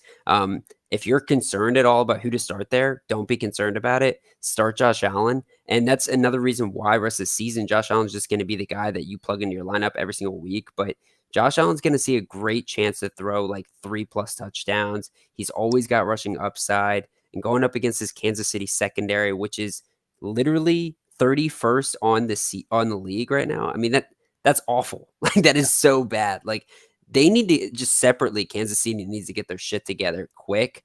And I honestly think the Bills are going to win this game, and it's going to be because of Josh Allen. Yeah, I love. I mean, in my opinion, right now, Josh Allen is a no question must start every week. For So, sure. but yeah, I think it's a great start. I think it's a great person to have in this segment. Like, I had Dawson Knox, right? This Kansas City secondary is doo-doo, right? Yeah. This is a great matchup, man, for everyone on the Bills. So yeah, I love this start as well, man. Hey, another great matchup with Mr. You Like That Kirk Cousins, baby. Yeah, Captain Kirk. Captain Kirk, Kirk. Kirk Cousins, man. Yeah, 12th in ranking right now, but man, this guy's been good, dude. I got to take a second before breaking him down even more and just say that, like, I'm so happy for Kirk Cousins. He bad seems game to be last week. finally hitting his Yeah, but that's Sorry, I just exactly wanted to my ruin your thunder. I know, right? Like, I'm gassing him up, and you're like, "Well, he had a shitty game, bro." He's But against me this week, so I'm just hoping it happens again. so, yeah, he had 10 points last week against Cleveland. That was a weird game. I don't know really what it was. It looked like Minnesota just really didn't have their shit together. How much of that was because Cleveland's a good team, and how much of that was just that, Kirk Cousins and this offense didn't look like they had it all together outside of Justin Jefferson, who still had a good game. But I think Kirk Cousins going up against this Detroit Lions team, I think that they're going to be looking for a bounce back game, not only to win it, but to prove that their offense is still elite. So I see a lot of points going up here. We've seen it every single week with Detroit. It's to the end, and it is a Yeah, lot of points, and it's by far the most fun game that's on your TV at that time. yeah, Like, if the Lions are on TV, put it on because it's going to be fun as shit. And that's what but golf also helps you, right? This Lions team is going to help your quarterback. It's going to help yeah, Kirk Cousins because he's going to have to throw the ball all game. And we've seen so far when he's played teams like Arizona, Seattle, Cincinnati, when he's had to keep going until the end of the game, Kirk Cousins has been best in the business. Before this week, he was number 4 in the season. So I definitely see him getting back to form. I hope he doesn't. I hope you're wrong, man. He's playing against me, so I'm just. The I love legend. Kirk. I love Kirk Cousins, though, man. I do agree with you. I'm happy to see him performing very well. Except for this week, I hope he plays bad. Yeah. Well, another NFC North quarterback coming up here, Nicolas Cage, Yeah, Mr. 12, Aaron Rodgers, yeah, man. Aaron Rodgers. I think I've become such a big fan of him this season just because of his mysteriousness and his just weirdness that he seems to give us in every single press conference. But in all seriousness, guys, going up against Cincinnati this week is going to be good. And Cincinnati's got a good defense, but we saw Trevor Lawrence kind of pick them apart with ease. And that's a little unfortunate because they were in my must-start defenses that week. But I think Aaron Rodgers here has proven to be super consistent. And I think that him and Devontae Adams are going to look really good. I mean, freaking Aaron Rodgers had 24 points last week and has had 18 and 26 the weeks before. And he's just looked just as good as always, right? And I think going up against Cincinnati, it's going to be a tight game. I think right now it's basically a pick 'em. At least it was the other day. It was like negative 170 odds that the Packers are going to win. So I think Joe Burrow and this Bengals team is going to stay in there till the very end, which is going to force Aaron Rodgers to keep throwing it down the field. A-Rod, man. Yeah. Mister the Office T-shirt himself. Dude, he is like only 17th in rankings right now. Yeah, Which is something we kind of highlighted in the preseason that they've got a tough schedule. And yeah. obviously that week 1 point didn't help him. But ever since that week 1 game against New Orleans, man, he's been solid, dude. And Yeah, I'm not scared about Aaron Rodgers at all. I think he's going to have a really good game this week. yeah. It's his second toughest matchup on the season. Yeah. The following week, he's got Chicago. Then he's got the Washington football team the week following, he's going to just decimate. Yeah, that's They're going to be they're the last team in the league against opposing QBs in what the fantasy right hell now. happened? I Yeah, don't even understand what's going on with that defense right now. yeah. Then he gets a little bit of a tough matchup at Arizona, but then Kansas City and Seattle right in a row. He's gonna have some good games coming up here in the next coming weeks, and I think it's gonna be a good test of those tougher matchups in between, um, of how he's gonna play on the season. But yeah, I like the start a lot this week, man, especially because Cincinnati's pretty highly ranked against opposing Yeah. quarterbacks in fantasy. So I think it's a good start. I like it. Yeah, and another guy here who, very similar to Sam Darnold, I did not expect to be putting on my list here. Daniel Jones. Danny This guy is Dobbs. he's gonna put himself in a position to be paid by this New York Giants football team. I mean, he's playing out of his mind. He had 400 yards last week against New Orleans and beat a team that I think is just better than the Giants. And he played elite, man. He's been Yeah, playing great all season, honestly. He's actually yeah, only had one pick, surprisingly. His whole career, his biggest knock has been turnovers, yeah. fumbles, and interceptions, and he has eliminated that. And that one pick he threw, He's had 3 fumbles. yeah, but dude, that one pick It's he like better. threw, That's better than like yeah, he normal. was having like 3 fumbles a game Yeah, last yeah, season.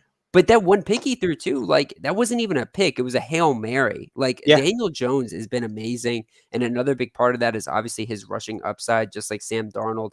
These guys are really similar, actually, the more and more I think about it. And another big thing that impressed me with Daniel Jones is that I was concerned about his upside last week because Sterling Shepard was out and that team was banged up. But then Kadarius Toney comes in and Kenny Galladay steps up Yeah, and Evan Ingram is there too. So it looks like Daniel Jones is actually just as good as advertised, and we need to start maybe adding some consideration to that going forward, right? I And he's a beast. I still can't get over in week 2. He had 95 rushing yards and a rushing touchdown, Yeah, and I mean over 249 passing yards and a touchdown. But that's not the point, right? He had a 40-yard rushing touchdown called back due to a bogus holding call, yeah, and then he had a bomb to Darius Slayton. It was Slayton, right? At the yeah. end It of was the game, Darius Slayton. He and dropped it it. wasn't the best pass in the world, but it was in his hands, right? I mean, just Danny Dimes could have had the best stat line of any quarterback on the fantasy season in week Yeah, 2 if it wasn't for those 2 plays getting kind of botched. But it's wild, man. I mean, yeah. I go back and watch our NFC East preview podcast if you guys need to waste like 2 or 3 hours of your day. I was hating, Bro, hating on the we Giants, shit bro. on Daniel Jones and the Giants so hard, Well, man. I was worse than you, man. But Yeah, I love to you see it, man. I always root when you have a quarterback who's consistently underperforming and out of nowhere they start to play well. I love it. I'm all for it, man. I'm all for the Danny Dimes hype train. yeah, and for all those Giants fans out there, maybe don't watch the video and just watch this video with us hyping them up. That's fine too. But hey, man, a guy that I'm rooting for, I think you're definitely rooting for too. Joe Burrow's up next, man. These are Yeah, going to be my sleepers, all right? So these guys are going to be the dudes that, maybe a little bit more shaky. 19th on the year. Joe Burrow looked good last week, though, against Trevor Lawrence and the Jags. And yeah, Jags aren't the best defense, but I think going up against Green Bay, this is going to be a situation, especially with Joe Mixon banged up. They're not going to really want to rely on P. Ryan and this running game full of backups. I think they're just going to put a shit ton of trust into Joe Burrow and just say, let's gunsling it. Because he looked like he was doing that against Jacksonville, too. I mean, 350 yards and 4 touchdowns. Or no, 2 touchdowns. My apologies. I was looking at his rushing yards, right? So his rushing upside is definitely more capped than I thought it was going to be this year coming off that injury. But yeah. dude, his passing upside on a week to week basis, if they keep unlocking him as he gets more and more healthy and more comfortable, it's going to be a lot like last week. And I think this is going to be a situation where Aaron Rodgers and Joe Burrow really duel it out. I like that start, and it's a good point. I mean, that was one of my. I was live streaming during that Thursday night football game, and the thing I kept bringing up is like, why are both these coaches letting Joe Burrow run the ball and get smacked? Like, Yeah. and then Trevor Lawrence was doing the same thing, and I was like, man, these are like two of the best young quarterback prospects in the entire national football, like if not the 2 best, right? Yeah. And they're having all these design plays for like 2 or 3 yards where the quarterback's just getting absolutely railed. And I was like, I don't know. I don't hate it, but I'm like little scary, right? But yeah, I like Joe Burrow a lot this week, man. I think it's a good start. Yeah. And And he's probably a waiver guy if you don't like your matchup this week as well for your starting quarterback. yeah, these next 2 guys I talk about are going to be those waiver wire guys because I know that sometimes your starter, like in my opinion, I think Lamar's got a hard matchup, but I mean, Joe Burrow is a guy that I think is a guy that you can put in your lineup and be pretty confident with because, outside of his 22-point performance, he's been rising like every single week too. So, uh, definitely hyped about him not only this week but rest of the season as well. Next guy, I know you want me to say he's hype rest of the season, Trevor Lawrence. He has made the list, man, despite all the chaos going on right now with Urban Meyer. Man, that guy is a joke. But, you see teams come out and rally sometimes when there's some coaching drama or team drama. They just kind of come together about it. And I'm hoping Jacksonville does do that because I kind of feel bad for him and I feel bad for Trevor Lawrence. But he Yeah. hasn't let that kinda overshadow the fact that he's come out there and he's been a gunslinger. He hasn't let the picks overshadow him either. He's been trying hard and playing hard.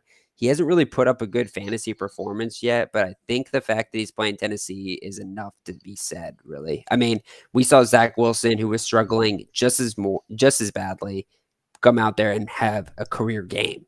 He Yeah. made Tennessee look really bad. And I think Trevor Lawrence has more weapons at his disposal, and I think he's just going to be in a better position and as a better quarterback than Zach Wilson. So I think that Trevor Lawrence is going to have a good game here, especially in your 12 to 14 plus leagues. You can definitely put him in your lineup. Most important thing from Trevor Lawrence last week against the Cincinnati Bengals, who are the second best defense he's faced all season long. 0 interceptions. Yeah. Yeah. Biggest note. And I love this matchup, man. Yeah, I do too. 2 weeks in a row, can these rookie quarterbacks hold off the Tennessee Titans? We'll find out. We'll Yeah. find out. It says a lot about how bad this Tennessee defense is, but, I think going forward too, we're gonna see that Trevor Lawrence is improving on a week-to-week basis, Yeah. and maybe having 2 games under his belt is really gonna unlock him confidence-wise rest of the season. Yeah. But I think Trevor Lawrence is an elite type of talent player, and we saw him make conscious decisions to not turn the ball over, and I look forward to that happening again this week, and I think Trevor Lawrence also gives you, as we saw him do in that Cincinnati game, is he's got rushing upside, right? If they Yeah. wanna roll him out in the red zone or do some designed run plays, Trevor Lawrence gives you that, and not every quarterback does that, so that's another thing to kinda, have in your toolkit that Trevor Lawrence gives you on a week-to-week basis. Side note on Trevor Lawrence playoff schedule: Tennessee, Houston, New York Jets. Wow, I like that. You Wow, I like like that? that. I I like that. like that. I like that. If I can Becau manage to get to playoffs in my 20-man league, that's looking good for me. Yeah, man, and if you're a team that's 4-0 or 3-1, maybe you consider adding a guy like Trevor Lawrence if he plays well again and just keeping him on your bench rostered for that schedule that John just said out there because having a good quarterback to come in the playoffs is absolutely key. But I want Yeah. to talk about another quarterback who's got a pretty favorable schedule come fantasy football playoffs time. That is Trey Lance, who in the playoffs is going to be playing Tennessee, Atlanta, and Cincy. That's pretty nice, but I don't necessarily know if Trey Lance is going to be a must start for me this week.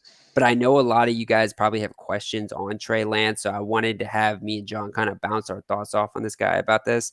But I think this is kind of a tough matchup against Arizona. They've got a really good defense. And while I think Kyle Shanahan and this offense is good together and they're going to be able to put up points, and Trey Lance has such a high rushing floor on a week to week basis, I'm not really seeing him go above an average performance, right? He put up 20.5 against Seattle, but a lot of that was prevent defense, and he looked Yeah. like he can make mistakes like any given play. He's been forcing it all season long whenever he does get a chance, right? And half of his value also came from a broken coverage play where Debo was wide open. I mean, it was almost like I was, like, going to, get a sandwich and tripped and fell on my ass, and Debo just went all the way deep. I mean, I don't know how that had anything to do with that, but Debo was open, man, and outside of that, I think his fantasy value would have looked a lot different. Yeah, this Arizona defense is much, much better than Seattle's defense overall. Is my first thought. I don't hate this start, but I would kind of, reel back your expectations here. But Yeah. if you believe in Trey Lance, then start him, man. Because why not? You Yeah, know, I would say Trey Lance is a time where you definitely need to grab him on your waivers if you sure. haven't already done it. But with that said, I think Trey Lance, if you're in a position where you can wait another week to see how he performs, do that. But if you start him, just don't expect like this 30+ point performance, right? Yeah, I would definitely think, 18 to 25 is probably a lot more likely. which is still a good stat line. Yeah, it's still, but that's Yeah, but with that rushing floor, you're gonna probably see that. Even yeah, if he has like 3 picks. yeah. All right, man. Is that it? That's it. That's it on the It's the must-start segment. quarterbacks this week, man. Must start QBs for week 5. A There you lot of have it. deeper picks, a lot of deeper and sketchier picks, man. So, Sammy D, guys, we still need a nickname for Sam Darnold. Let us know mhm. in the chat. Best nickname for Sam Darnold. I don't know. We'll figure out something cool for you. Cordero Patterson and cheese is gonna be a Or lifelong. Daryl Patterson and cheese. Yes. Yeah, I love that one. All right, all right, all right. Let's scroll back up here. Okay, Chase Brown. Pick 1 to flex. Damian Williams, Amari, Devontae Harris, or Damian Harris, excuse me. Uh, Boyd, Mooney, or Shepard. Have Antonio Brown and Ridley in my wide receivers and Kamara and Moss in my running backs. Anyone I should swap? Huh. I would probably start Damian Harris or Amari Cooper there. And I don't think you should swap anyone. I think your first 2 wide receivers and running backs are fine. But I think Damian Harris and Amari Cooper are probably the strongest plays. And potentially Boyd if Higgins doesn't come back. I don't know if Shepard's going to be healthy, so that's why I'm holding off Yeah. there. His injury situation seems Uh, sketchy. Steven says a little sketchy. Mhm. Spencer Stern. If I have Herbert, should I pick up Darnold, Lance, or Daniel Jones? I think Herbert has to start each week over those guys. I'll let Steven handle that one. He's the QB whisperer. I'm actually still trying to find the comments here. What's the timestamp on this guy? 827. Beautiful, beautiful, beautiful. Sorry about that, guys. All right. If I have Herbert, should I pick up Darnold, Lance, or Daniel Jones? I think Herbert has to start each week over those guys. I would love to say that, but Herbert's actually not been like, yeah, I mean, he's looked good over the past 2 weeks, but I mean, Herbert sometimes isn't that like top 5, top 10 guy. I think without having the numbers up, his first couple weeks were a little concerning and people were spooked about him. Whereas if you see Darnold and Daniel Jones, these guys are really good players. I would say, depending on your record, that is what's going to kind of determine having 2 quarterbacks on your team. But if you can afford to have 2 QBs, I would say definitely go after a guy like Sam Darnold, right? And the reason I give the air to Sam Darnold over Daniel Jones isn't just because the current ranking, but it's because he's part of this way better offense, in my opinion, with a better offensive coordinator. I just see Sam Darnold's rest of season value being very good. Dude, I 100% agree with the Sam Darnold pick there. I just looked at Justin Herbert's playoff schedule. New York Giants, Kansas City, Houston.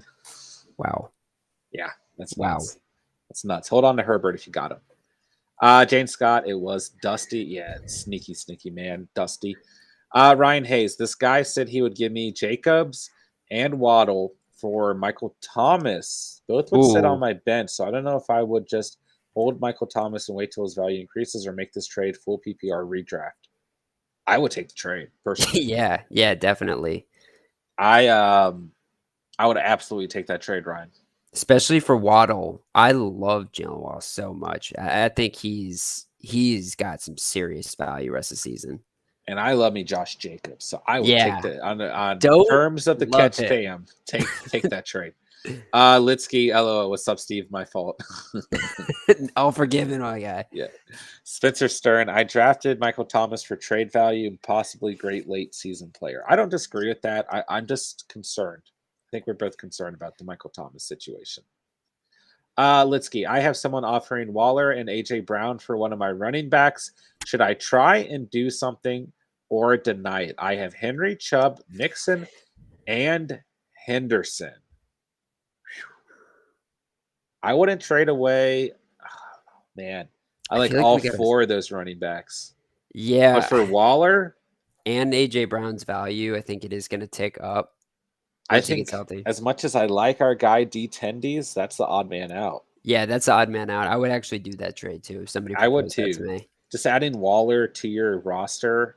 I don't even care about AJ Brown. That's great that you're getting 2 for 1 and a potential wide receiver one as well. He's got huge ceiling, capability. But yeah, man, I would take the trade, but I just wouldn't give up Henry, Chubb, or Mixon. Yeah. Unless we get some sort of long-term injury update from Mixon, that yeah, and Henderson could get one too, the way he's been banged up. But 4 very good running backs. I think Henderson's the odd man out, and I think he should take the trade. JRX, if they make Stevens must start list, then bench them. That's what I've learned. Fair enough. Dylan Chef's RT, do not let go of Henry. That's for sure. I agree. Henry was out of the question for sure. Chase Brown, don't think trade will go through in time, so I'll have to wait for Pitts another week. Damn, that's a huge bummer, bro. JRX, since receiving Henry, I've been getting trade offers all day, every day. Litsky says same. Yeah, I've been thinking about this lately, man. I kind of wish I had drafted Derrick Henry over Yeah. Christian McCaffrey. And What honestly, that's where my gut was at. And I what do you still listed him as my number 2 RB on the season in our RB rankings. My gut was telling me he's your RB1, and it's a long season. CMC is going to come back. He's got plenty of time to play, and I could still be wrong on that. But part of me is saying, like, I don't know, man. Derrick Henry CMC? doesn't look like he can get injured. Yeah, that is true. This guy Yeah, has been getting 400 carries a season since he was in high school. I mean, the yeah, guy is an unstoppable machine, yeah. but I still think CMC is the better, preseason ranking RB1. But I guess my question to you is like, let's say you have Derrick Henry right now. Somebody makes a trade to you. What do you take? You have to take something, right? So what is it? What Like does it take to take Henry? another absolute locked in RB1 and like Darren Waller and DJ Moore, like just an Yeah. absurd trade. I feel like you'd have to have, like, a guy like Christian McCaffrey and, Sure. like, 1 or 2 other, like, second-round Studs. picks. Yeah. Yeah. You'd have to be an absolutely loaded team just trying to take that true value from another opponent. But Yeah. you'd have to give up a lot if you're asking me. Aaron Reborn, my opponent's team is Prescott, Chubb, Fournette, Hill, Jefferson, Andrews, Johnson, Cardinals, and Tucker. Ooh, that's a little rough. Spencer Stern, fucking Steven. What a piece of work he is. I know. What was that, man? Trying to sabotage the stream, bro. Dude, you should have Litsky, seen my face when it went down. I was like, you froze for a second, and your frozen face is pretty good. Litsky, if I could finesse Henderson for Waller and Brown, would that be a steal for me or a loss? I think that it's a win. Yeah, I think that it's a good trade, man. Yeah. Spencer agrees it's a steal. Yep. JRX says it's a good problem to have. You've got depth at running back, and we'll get tight end 2 and on the season. Must trade, in my opinion. Mhm. Dylan Shep says it's a steal. Yeah, man, I think we all got your back there, Litsky. I think it's a good trade for you, brother. Andrea, what is going on? Hope you're doing fantastic tonight. Hi there. Matt Stafford or Russell Wilson, 6 points, touchdown passing. Oh, I would Andrea. take Matthew Stafford. Yeah, that's 2 good guys there, but man, what in me is making me try to lean Russell Wilson here just because of the running back question marks, and Matt Stafford's obviously got Henderson that he can give the ball to. Maybe they try to do that against the Seattle front. Um, but yeah, I think my gut is saying that Sean McVay after that loss just says, "All right, Matt, go out there and gunsling it all over the place." I think you got to start staph infection here. And I think Seattle has the worst defense, Yeah, right? I mean, Rams aren't playing fantastic, but they're playing a lot better than Seattle. So I yeah. would take Russell Wilson personally. Spencer Stern, when Damian Montgomery comes back, I'm fucked. But I got a few weeks to make a move to get rid of Sanders. Waiting for an explosion week. Yeah. Yeah. It's gonna Stephen hates Miles Sanders. Yeah. I still have some faith in him. He's a bigger piece of shit than I am, Spence. So that's that is a pretty hard thing to be. JRX, no stats, just that he had nice hair. Preferring to Steven's old football days. That's all you need. That's all you need. Tamian, do you answer questions in the chat? Absolutely, brother. We will get to your questions down here in a second here. We're just doing Stevens must start quarterback segment for the week. Spencer Stern, also, if you ever do a D catch fantasy league, I got dibs on a spot. We are going to set that up Yes. next year, and I need to start taking tallies, man, because Mhm. we already got 3 or 4 people who already have dibs. Excuse me, but we'll get you down, brother. Absolutely, This that is was going. this was something that we were thinking about when we first came up with the idea of the channel too. So we're really glad that you guys are interested in this because John and I since day one have been really trying to get this going. Yeah, we just didn't really have quite the following coming into the season. So We had zero. next year, absolutely, man. What'd you say? We had zero. When we made, yeah. I mean, when we actually drafted, we were doing okay. Yeah, We yeah, got 100 subs on our draft night, right? yep, Yeah, yep. yeah. But yeah, we will absolutely get that set up next week, or not next week, next year, and we will get you in there, Spencer. Absolutely. Let's see. Spencer Stern, Herbert or Darnold this week? Hmm. What do you think, Steve Stir? I like Darnold here. Part of that is because of the matchup too. I think this Browns team, I was hesitant to start them over the past week or two, really just because I wanted them to prove to me that that game against Chicago wasn't a fluky game where they just like sacked Justin Fields every play. But I think they proved to me against Minnesota that this is a defense that, on a given week can shut down an elite offense. And while I think Justin Herbert and this Chargers team is still going to do very well against them, Sam Darnold's just got a better matchup. I think Sam Darnold's too gives you a little bit more of a rushing upside, and I just think Sam Darnold's proved to us right. He's actually higher ranked right now than Justin Herbert too. So I lean Darnold, which is pretty crazy to say. I agree, but I like both of them. But I agree with you. Here's the biggest question, Spencer. Right? It's like how much better of a situation than Sam Darnold does he have to have? Because are you going to feel really mad at yourself if you bench Justin Herbert, right? Because obviously Justin Herbert, I mean, if you've seen his hair, it's amazing. This guy's a beast. Like he is one of the best quarterbacks in all of football, and on any given week, he can come out and just throw absolute lasers. So it really also depends a little bit on how much of my guy is Justin Herbert for you. What did the hair have to do with that? Just that he's got amazing hair. Okay, Jesus Christ. Let's see here. Chase Brown, heard Jair Alexander may be out. Tempted to play Boyd now. Any thoughts? Could you start him over Keenan Allen, Deontay, and oh gosh, I just lost the end of the comment. Or Chenault. Yeah, you could. But I don't think Jair is going to be going up against Boyd. I think he'd be going up against Jamar Chase, quite honestly. Don't Yeah. you agree?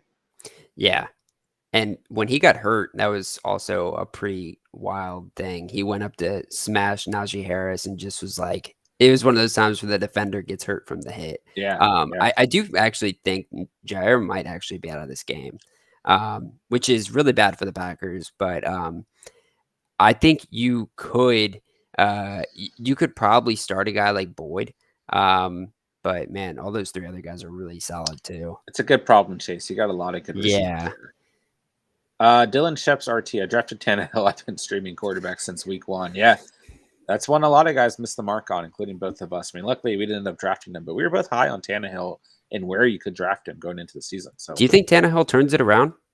I hope so. It's not just Tannehill, man. Outside of Derrick Henry, this entire team needs to turn it around. This team sucks other than Derrick Henry. Like, what do you think is more likely, right? Daniel Jones finishes top 12 or Ryan Tannehill finishes top 12 rest of the season? Danny Dimes. I'm on the Danny Really? Dimes train, bro. Yeah, Okay. at this point in time, Okay. hard to convince me otherwise. Yeah, I think you're fair on that too. I mean, obviously Tannehill's playing behind without his 2 starting receivers right now, but the offense wasn't convincing me of much when they were healthy either. Yeah. Tamian, wide receivers, Tyreek Hill, JJ, Renfro, Lamb, A-Rob, AJ Brown, Antonio Brown, and Higgins. Pick one to drop because I can't have all. I also have Judy, Landry, and Thomas stashed. Wow. Shout out to your league for having 3 IR spots. Yeah. So one to drop personally. Who is it crazy to say Allen Robinson here? No, yeah, that is crazy. Really? Yeah, I would. Tyreek Hill, JJ, Renfro. Landry is the guy that comes up to me. Well, they're on IR stats, so he doesn't have Yeah, to I worry guess you're about them right. right now. Yeah. I mean, it's got to be Higgins or Allen Robinson for me. All right, so here's my point, right? If you've got Allen Robinson, while it might be low value, I think there's more of a benefit to your team to trade a guy like Allen Robinson than cut him. Um, so I'd be really hard pressed to cut a guy like Allen Robinson. And I mean, I own Allen Robinson. I don't, I'm not at all happy about how he's been. And I'm also not really too optimistic about rest of the season for him either. But I would look to trade him first before cutting him. But all those other guys are playing well. You might be able to consider Antonio Brown. I mean, here's the deal, man. Like, you're not more than likely outside of great matchups. You're not starting anyone over Hill, Justin Jefferson, and CeeDee Lamb, right? I mean, so you're set either way. So if you need to drop one, for me, it's between Antonio Brown, Higgins, and Allen Robinson. But I don't necessarily disagree with Steven. If you can trade them, then that's better value for your roster overall. Mm-hmm. But thank you for the question, Taman. If you have any others, please let us know. Phase 10 foil, good to see you, man. Hope you're doing fantastic. Who should I run at flex? LaVisca Chenault, CEH, Devonta Smith, or Robert Woods? I would say Chenault. I love this matchup, man. But there's some good options here. I like Clyde. Well, he's got a tough matchup, bro. I know. Bills. So many points in that game, though. Do you think I that don't there's a disagree chance Clyde necessarily. can just get in the end zone, even if it's like one of those little dump off passes that Mahomes does on those little shuffle? I think I there's like also Robert Woods too, actually. yeah, And I like Smith to some degree this week too. It's a good problem. I it's a think good they're all problem. good flex plays. I lean Edwards here. I lean CEH Okay. here. But I would say at the bottom of that pick is probably Devonta Smith. Yeah. I think all these guys are really good too. So that's not a knock there. Yeah. And my number 2 guy here is probably LaVisca. I think I'm reverse. I think I'm going Chenault, CEH, Woods, then Devonta Smith. Okay. So suck it, Steven. JRX, it's always crazy how fast time flies when the stream is on. Out of nowhere, 3 hours pass by. Yeah, you're telling me, man. It feels like we've been on here for 5 minutes. It's almost been 2 hours. So, but great, man. When you know what they say, time flies when you're having fun, baby. You're having fun, Having or fun you're here eating at barbecue. the catch. Okay, I don't know what barbecue was, but Litsky. Okay, so the guy said Henderson and Woods for Waller and AJ Brown.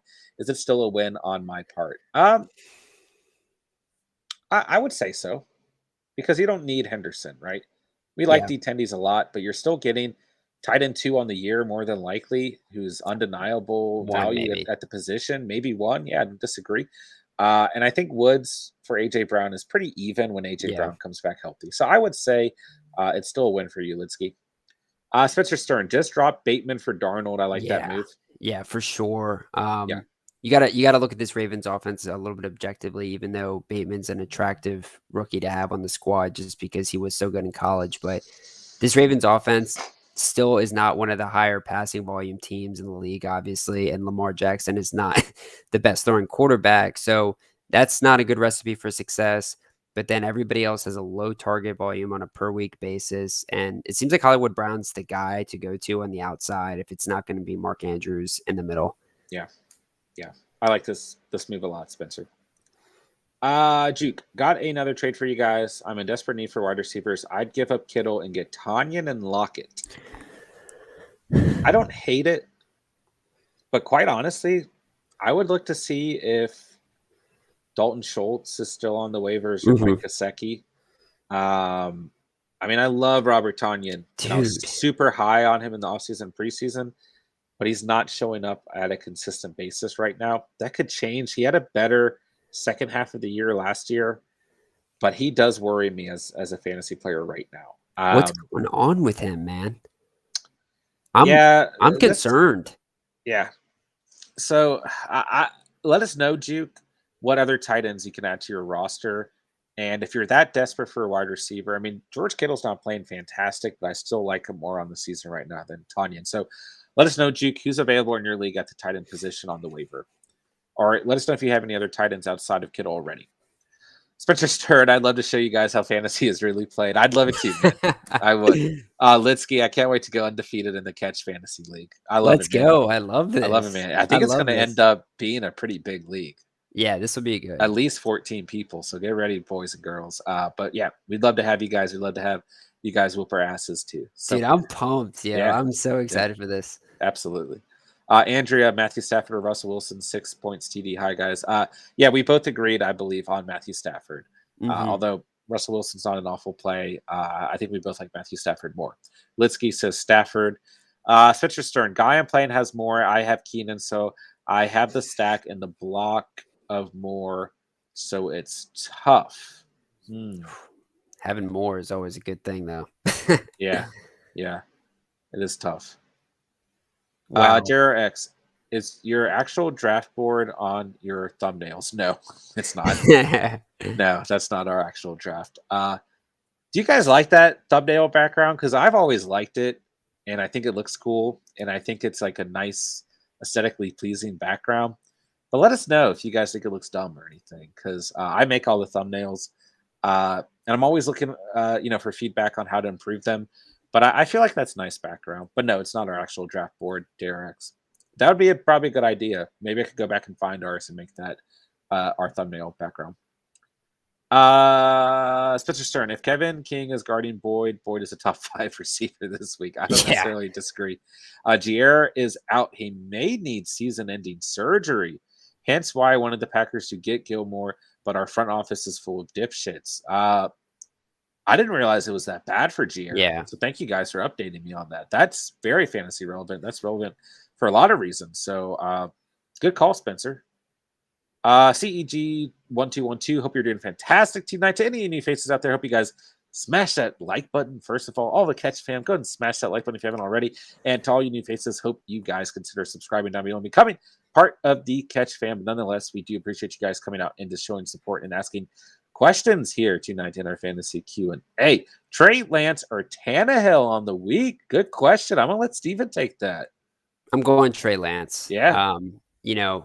I love Tannehill, I really do, but, I need to see more out of him, and I'd like to see it in a hurry. But I definitely think also with how banged up the receiving core is in Tennessee, it's just gonna, if anything, lead to a game script where they just hand the ball off even more to a guy like Henry. And historically, Henry's had some of his best career games against Jacksonville. So I think that's going to be a really run heavy game script.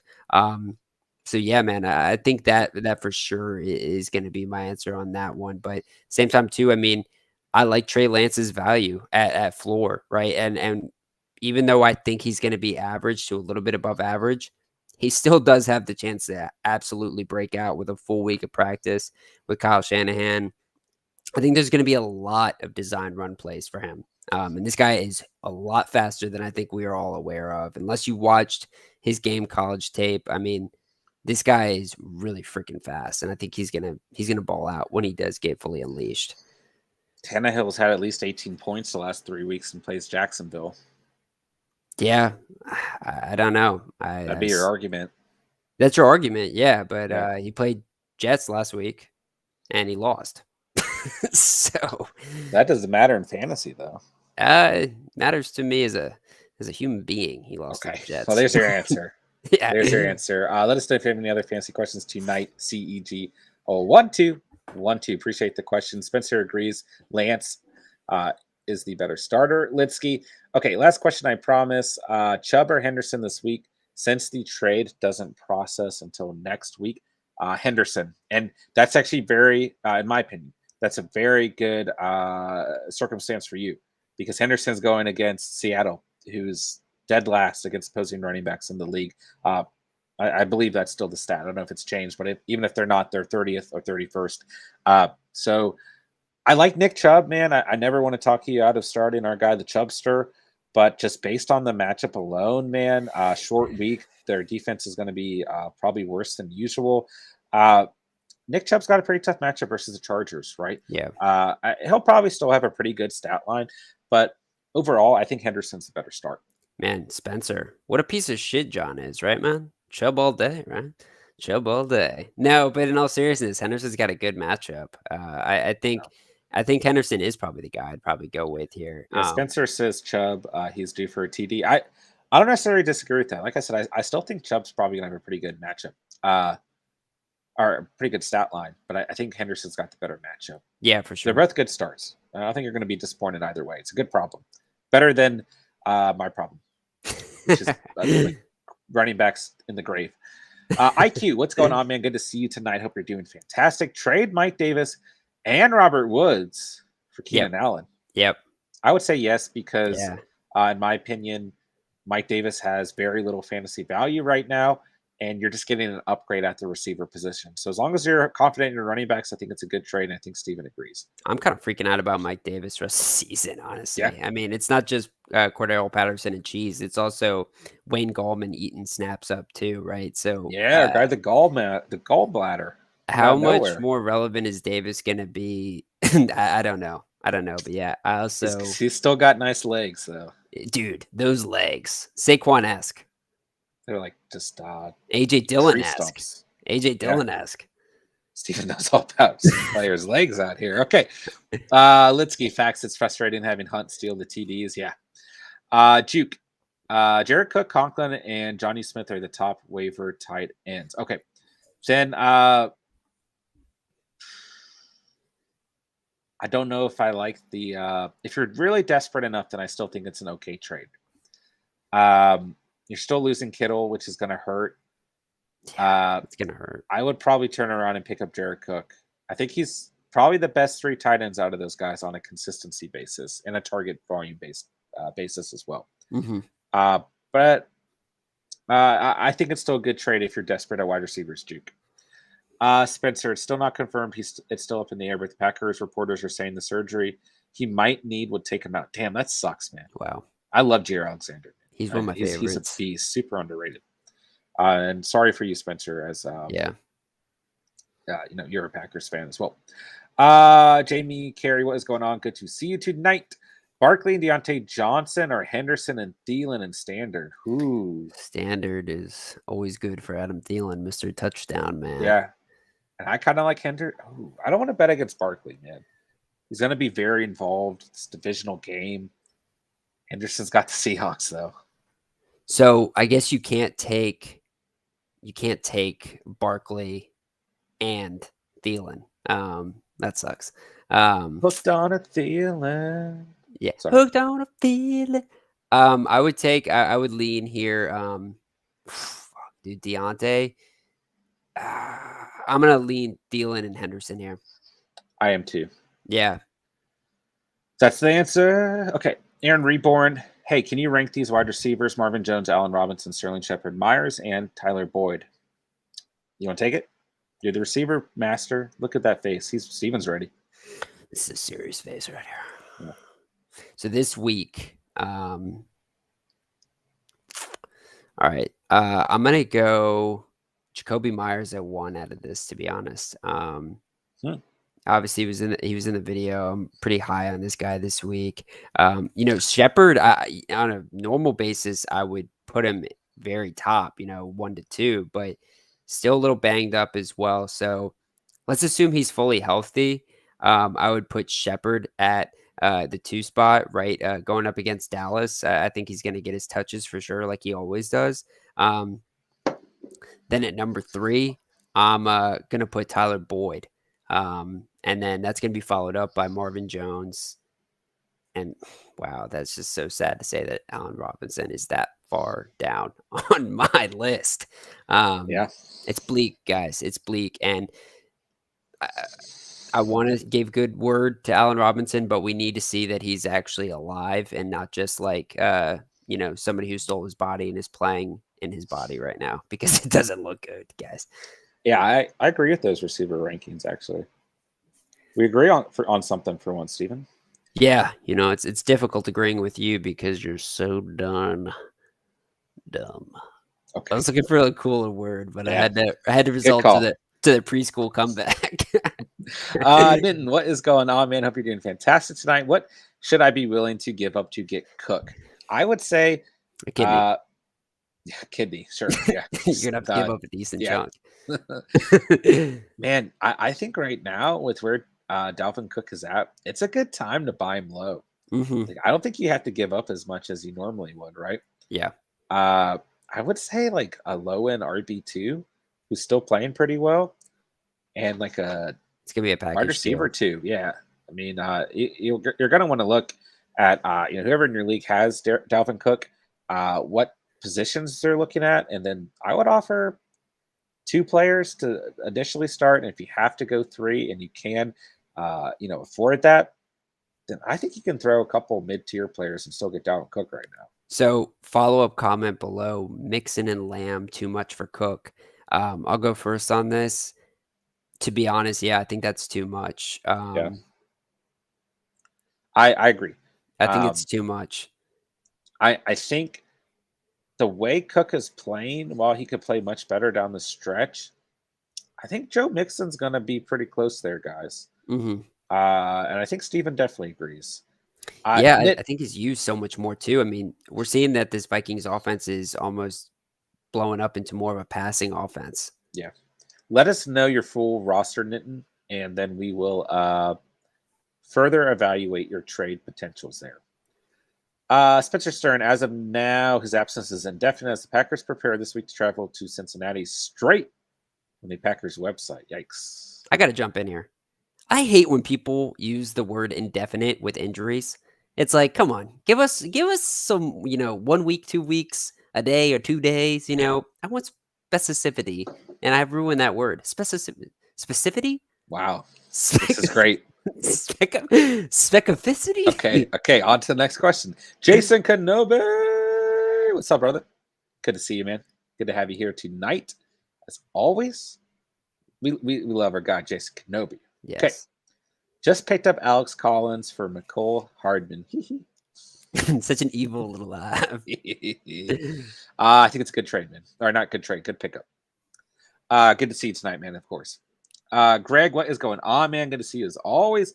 Should I start Higby Thursday or pick up Dalton Schultz off the waivers? Both of these guys were in my must start tight end segment at the beginning of the video. I would lean a little bit Dalton Schultz over Higby this week, Mhm. but I like both of them. I do. But I think you should consider picking up Dalton Schultz either way, the way Yeah, he's playing football right now. So he needs to be rostered.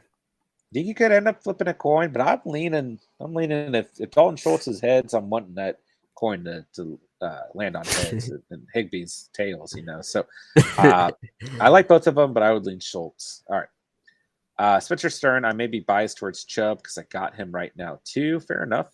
The Chosen Rose, good to see you, man. Hope you're doing fantastic tonight. Would you start Patterson and Davis again? Davis. Corey Davis, I'm assuming, right? Okay, yeah, I was thinking of I'd Mike assume Davis. he's not stacking Mike Davis and Cordell I would Patterson. start both of them. Yeah, Yeah, absolutely. I'm all for Cordero Patterson. yeah, Jeez, I man. love that combo right there, honestly. They were Yeah. both in our must-start videos too, Corey Davis in mine and Cordell Patterson and Cheese in yours. Yeah. Uh, Derek's did John say the gallbladder? Yeah. Oh, Wayne yeah, Gallman, baby. the gallbladder. Yeah, Chosen Rose, Knox or Higby. I would lean Knox. I like yep, Higby still, but the way Dawson Knox playing football, man, is my must start tight end of the week. He's got Kansas City. He better show up because I'm telling all you guys to start him. yeah. Tell If he your doesn't show kids. up, just don't unsubscribe, guys. Okay. The Chosen Rose, Emmanuel, excuse me, Emmanuel Sanders or Tim Patrick, Christian Kirk or Corey Davis. I would rate these guys probably Corey Davis first, then Emmanuel Sanders, then Christian Kirk, then Tim Patrick. Yeah, You guys know I love Tim Patrick. I don't like the quarterback situation. I don't like this matchup too much versus the Steelers. yeah. Uh, That's exactly what I was gonna say there too. sure it was. Chosen Rose. Do I start Damian Harris instead of Patterson or Gibson? It's a good matchup for Harris, but Definitely I over would. Gibson. You think? Yeah, I think so, man. We both talked about how this Saints lineup matchup is gonna be tough. That's true. Um, I think the Saints are gonna bounce back this week as a whole, but especially defensively. I'm not really too optimistic about this Washington football team output, and if they get behind, man, Gibson's kind of a non-factor, right? Yeah, Take away his sure. touchdowns he's had over the past couple weeks, uh, you would be wanting to trade this guy ASAP. So I definitely lean away from this week. Yeah, I agree. I think Damian Harris and Patterson, good starts. Greg, also start 2 PPR. Damian Williams, Devonta, Pittman, Waddle, and Crowder. Oof, I'm that's going to actually lean, tough. really? I think so. They're all very similar players. I was going to lean Pittman and Crowder. I like Crowder this week. I do too. I was definitely And gonna then I say would put Crowder. I like Waddle. Waddle. I You like ta those you three guys the most. you gotta talk about the matchup with Tampa Bay secondary. They're gonna be throwing the ball a lot because they're not gonna be able to run against this Tampa Bay front. And Jalen Waddle's already seeing a lot of targets, but now with Will Fuller being injured, I see more targets going his way too. That was my only argument really for why I'd put Waddle ahead of him now. Yeah, I would put those guys at the top, and then Williams and Devonta at the bottom. Mhm. Spencer Stern, first to Darius, now Alexander. I can't complain with the Bucks, but man, the Badgers and Packers let me down each year. Yeah. Yeah, Packers been close every year, man. Luckily, Giannis did it for you this year, my guy. Let's see here. Juke, Bet Done Deal. Appreciate you guys. Yeah, man, of course. We appreciate you, brother. Spencer Stern. Jacoby has had 26 targets the past 2 weeks. I love him this week. If you need a guy to produce 10 plus targets each week. Dude, Jacoby Myers is like one of the best receivers that nobody talks about. Like, imagine Yeah, if he was scoring touchdowns. Like, he'd be getting like 25 points a game. sure. Yeah, and I think it's a great point, Spencer. Yeah, especially in deeper leagues too, in full PPR leagues, of course. JRX. Did Steven play wide receiver or kicker? John looks like a Big Ben replica. Fair Oh my enough. gosh. Oh my Uh, gosh. That is never what you want to hear. no, it's fair. I mean, come on, man. My Steven's dad has called me Big John since second grade, so it's fair, man. I played a little bit of tackle, a little bit of D end and D tackle up until my sophomore year of high school, and I got had 2 serious back injuries junior year or end of sophomore year and junior year. And they told me not to play football ever again. Told me not to play any contact sports. I threw shot put. Then I did the Throw that in film. there. Yeah, hey, I did winter and spring track. Well, field, not track, just the field. But then I did the film for my high school's football team my senior year, and then the year after I graduated. And that's my claim to fame. Steven, what did you play? Yeah, I play corner actually. I'm like way too small to play receiver, unfortunately. I would have loved to play that position, but just a full disclosure, since you guys can't really see me, I am like a small man. Barely can't even call me a man, to be honest. Like boy is a good way to do it. Definitely midget gang out here. So I was a corner. I was one of those like little feisty guys who just kind of annoyed people and like poke and prod at you, maybe get a little too many defensive holdings and pass interferences in practice and stuff like that. But yeah, like I said, man, if you watch that video, I definitely wanted to become a kicker. Shit's hard, man. Kicking a ball, that's hard stuff right there. It is. I would have loved to be a kicker or a backup quarterback. I always talk about that. We failed there. Why didn't we do this, man? Why couldn't we become Pat McAfee? Like what the That's hell? true. That's true. We should have been Pat Shout out Pat McAfee. McAfee, man. If you find this channel, Oh, put us on blast, bro. Pat definitely subscribed already, Yeah. Shout out guaranteed. Pat. We've been big Pat McAfee fans for a while. Yeah. Like we Colt. were always He's a rooting Colt. for Pat Yeah. on the Colts fans. So shout The out only to you, Pat reason McAfee. the only reason he's popular is because of us. Die hard. Okay. Spencer's turn. If I have Cook, I would never give him up for 2 second tier players. I would need a number 1 and number 2 guy. I don't necessarily disagree, but I just think at this point in the season, you might be able to slide it in there, you know? Yeah, because if you're a Dalvin Cook owner, you're probably losing right now. Yeah. Because you probably got him with your second, third, maybe fourth pick. that'd be a steal. And he's not been really the guy so far, so you might be able to poach him. You might be able to poach him. Let's see here. Spencer says same. What the fuck does indefinite mean? Yeah, Right? yeah, Come on. yeah. These Greg, guys. who should I drop for Dalton Schultz? My options are Crowder, Ayuk, Mitchell, and Pollard. Mitchell, just get rid of that guy. Yeah, I'm so He's sick of him. I'm you just don't sick need of him, him. bro. You don't need that And guy. let's talk real quickly. Even though this running back committee, I think you should definitely. I think we would both say stay away from the running backs there, as they're getting their fullback involved now. But Jeff Wilson, Yeah, when he comes back, uh, he might be the guy that takes over. And he's set to come back here, I think, in the next couple of weeks, right? So maybe throw him on your waivers, let him sit there until he starts, and I think after maybe a week or two, he could be seeing over 50% of the touches, and he gets all the red zone work. all of it. It's a touchdown machine. Historically, he is a touchdown machine. Yeah. Spencer Stern. Emmanuel Sanders could easily drop 30 points this week. He is a great guy if you need upside this week. I absolutely agree. Absolutely. Yeah. 100%, man. I'm starting any Bills wide receiver tight end for the most part this week. Once again, 100% agree. I think we feel Yeah. the exact same way. Yeah. Yeah, absolutely. Noah Dronta, what's going on, man? Good to see you in the chat tonight. Hope you're doing fantastic. Should I trade AJ Brown and Chris Godwin for DK Metcalf and Javonte Williams? I have lots of receivers and need running backs in full PPR.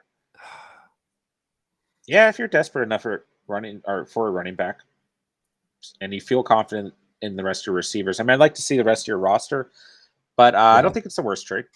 Yeah, I would definitely want to see more. Mekhi to GOAT, Joe Mixon or Marquise Brown or Cordell Patterson in PPR. Ooh, that's tough. If Mixon's healthy, I'd play Mixon. If he's not, then I'd lean Patterson, and then I'd put Brown because I'm still skeptical of Brown.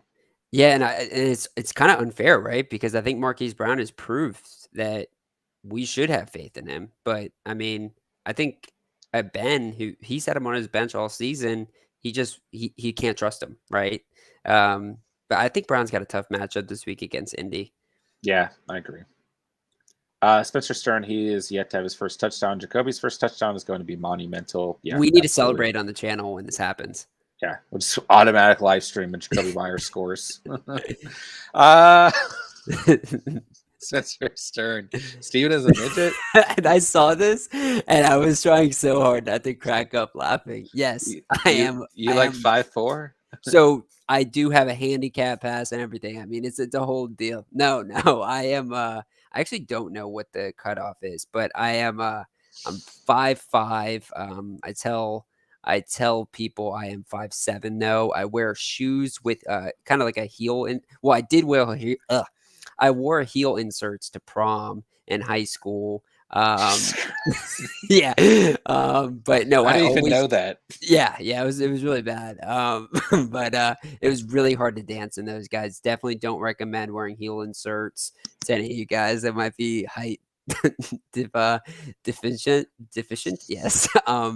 But no, yeah, I wear a lot of shoes with higher planks to them, like dad shoes, Air Monarchs.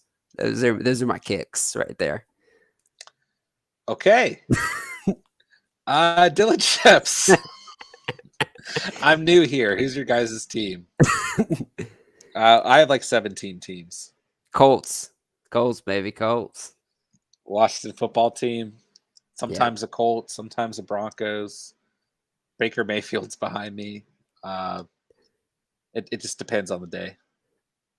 Basically Washington. Yeah. But a little bandwagon Colts fan, bandwagon Broncos fan, wherever Peyton was. So yeah. Steven gives me a lot of credit for that. I think we can also both say that we have our teams that we root for, but we're way bigger football fans. Like we have our friends that are like diehard Eagles fans, Cards fans, and if you say anything bad about their team, they get like up in your face about it. Yeah, they won't talk to you for an hour. Yeah, like I'm not like that. Like I actually want to see every team like kind of ball out because it's better for fantasy and it's just more fun to me. But yeah, I agree. I think we both just love football in general. And we both have teams that we root for, absolutely. And Definitely both fantasy nerds. So a lot of the times I just end up rooting for my fantasy players. But yeah, I would say Colts for Steven, Washington football team for me. Uh, JRX, I thought Steven was around 6'5". Wow. Let me just Hey tell man, you, my life would you be so should much meet more better. people, Yeah, through online. live streams. Yeah. I prayed to God every day that I would get taller. Let me just tell you how bad my childhood was, guys. Mecky the Goat, TJ Hawkinson, or my mom. That's a tough one. As Hawkinson. Lidsky says, that's a tough one. Full PPR half. At Mecky. Um, Mecky says full. Yeah, I mean, I would start Hawkinson, but if you can get your mom in your lineup, shout out to your mom. Spencer Stern. Steven has the tall, skinny vibe to me. Oh, my girlfriend last night, actually, she said I was short and stout. Apparently, she didn't know what stout meant, but I think that's full of shit. She was calling me fat. Lidsky, Steve is 5'12". I Uh, wish. Skipping down 2 comments, JRX. I guess we're all learning about Steven together. Yeah, that's what this stream is actually formulated for, is to learn about Steven. My Uh, height and sandwiches. yeah, yeah. Noah Dronto. All my receivers are AJ Brown, Calvin Ridley, Chris Godwin, Mike Williams, Allen Robinson, Wow. and Ayuk. And let's just scroll. So you're going to trade AJ Ton of Brown and depth. Godwin. I don't think you're losing too much if you're getting Metcalf there. Yeah. And then getting Javante, obviously. If you really need I think it was Jamal Williams, right? But if you really need a running back, then yeah, I think it's a fine trade, man. I don't think it'll hurt you too bad. Spencer Stern, Jacoby has the most receptions, has to have had the most receptions without a touchdown in history. It could be true, man. Truly Yeah. could be. Spencer Stern, I'll root for the Packers first, fantasy second. I hate each team I'm playing in fantasy. Mm-hmm. Yeah, I agree. Whoever I'm going up against fantasy, I absolutely hate them that week, and I scream bad things about them on. Break their leg. Yeah. Well, like your mom always screams, "Kill him!" Oh, she hates Tom Brady, guys. Yeah, Hates Tom Brady. yeah. Let's see here, Kenny. What's going on, man? Hope you're doing fantastic tonight. Hope you're enjoying this stream. Hope you consider subscribing down below if you are new here and becoming part of the Catch family. Nonetheless, we appreciate you coming out tonight. Pick 3: AJ Brown, Deontay Johnson, Jonathan Taylor, Amari Cooper. What do you think, Steve? Pick 3. Yeah, Jonathan Taylor is going to be in there. I always like a running back, typically on a week-to-week basis, but especially JT here. And then I got to go. Wow, you got some injuries there in that choice. I'm going to go with Deontay. Obviously, the matchup isn't amazing, but Deontay's kind of proved to me that he's pretty matchup proof. The target volume this guy sees on a week-to-week basis is kind of unmatched. Ben Roethlisberger, like he says hike and then just throws it to Deontay. So yeah, basically think he is a for sure lock in your lineup. And then your choice is really between Amari Cooper and AJ Brown, right? Let's say they're both fully healthy. I'm gonna lean AJ Brown here. Actually, I think he's shown that he's getting some reps in practice, but I think the Cowboys, you have so many other options. We already like talked a ton about Dalton Schultz, CeeDee Lamb's there, but they also can win games by a shit ton by just running the ball. So I think with AJ Brown, I just think you're going to get a good chance to get a lot of the passes that come from Tannehill. I agree with you, actually. Let's see here. Spencer Stern, drop Ayuk due to liability. Yeah, What do you man. think there, Steven? You're Uh, Mr. Ayuk lover. Yeah, I'm actually glad, Spencer, that you said that because, and I'm gonna say something that maybe you can respond to in the chat as well. But I was so high on Ayuk, maybe more than a lot of receivers, where you could have got him in the preseason, and he's been super disappointing, right? My biggest question for dropping Ayuk is that if Debo were to get hurt, or if with Trey Lance jumping into the starting lineup, does Brandon Ayuk become more relevant? Because we're seeing what Debo's doing with the touches, but in my opinion, I think Ayuk is just as good of a talent. So could that be the case for him? And I also think it's a little bit dependent on like how good you are, right? Because if you are struggling right now, at like 1-3 or 0-4, get rid of Ayuk. He's toxic to your bench. I agree with that too. Noah Drontel, who do you think would be better rest of the season, AJ Brown or DK? I'd say DK. Yeah, DK. I also came into this season super high on DK Yeah, Metcalf. dude, Yeah. you were like pressed. I still love DK. Yeah. So I'm going DK. Spencer says DK. Litsky says DK. Spencer Stern, DK can win you weeks by himself. He is a main part of the game script. He's been good too. Yeah, he's always good. You seen that hair? Yeah, it's Nice cool. hair. So much cooler than whatever the hell this is. Yeah, I don't disagree with that. Yeah. Let's see here. Spencer Stern, Big Ben ain't gonna last the entire season. And when he is out, Deontay may struggle. That's a fair point. Yeah. I mean, you're not confident in Dwayne Haskins? Yeah, that's actually that's a cool topic to talk about too, right? Because I think this is going to be something that happens maybe sooner than later, right? The Steelers offense has been stuck in the mud for now over a season. When did they finally just kind of move on from him? They're already saying this week that Big Ben's got like a hip injury. How much of that is just kind of like we need an excuse to bench his ass? I think the biggest thing here is maybe the Steelers improve if Big Ben's out of the lineup. But fantasy goes down at like every position outside of Najee Harris. Actually, including Najee Harris, because something that's making him so good right now is all the touches he's getting. So I don't know what you think about that, but man, Big Ben is somehow supporting this team fantasy wise. I think this has got to be Big Ben's last year. Yeah. Right? Hopefully. Yeah. I love Ben Roethlisberger, man. I do too, but he's looking bad, man. Who do you think's out first? Urban Meyer or Big Ben? Probably Urban Meyer. Yeah. I think Urban Meyer might be Dunzo. Did you hear the statement from what's the Jags owner's name? Oh, I don't even know. But gosh, I can never remember his name. Yeah, he was pissed. Did you hear that players, so he canceled the team meeting the following day because apparently he was like too embarrassed to show up. But then he met with like the position groups individually, and apparently after he left, they were like laughing at his ass. Like that is rough, man. I just think it's bad that he denied what happened. Yeah. And he tried to like put the blame on the people he was taking pictures with. Yeah. You know? He's not a classy dude to me. You can look up a ton of stuff about what else he's done in his career, and I'm not trying to shit on this guy as a person, but like it sucks because I'm high on Trevor and I want him to be in a good situation. So that sucks. And I also think the Jags need to make the right call about getting him out earlier than later, and also replacing him with a good coach. Yeah.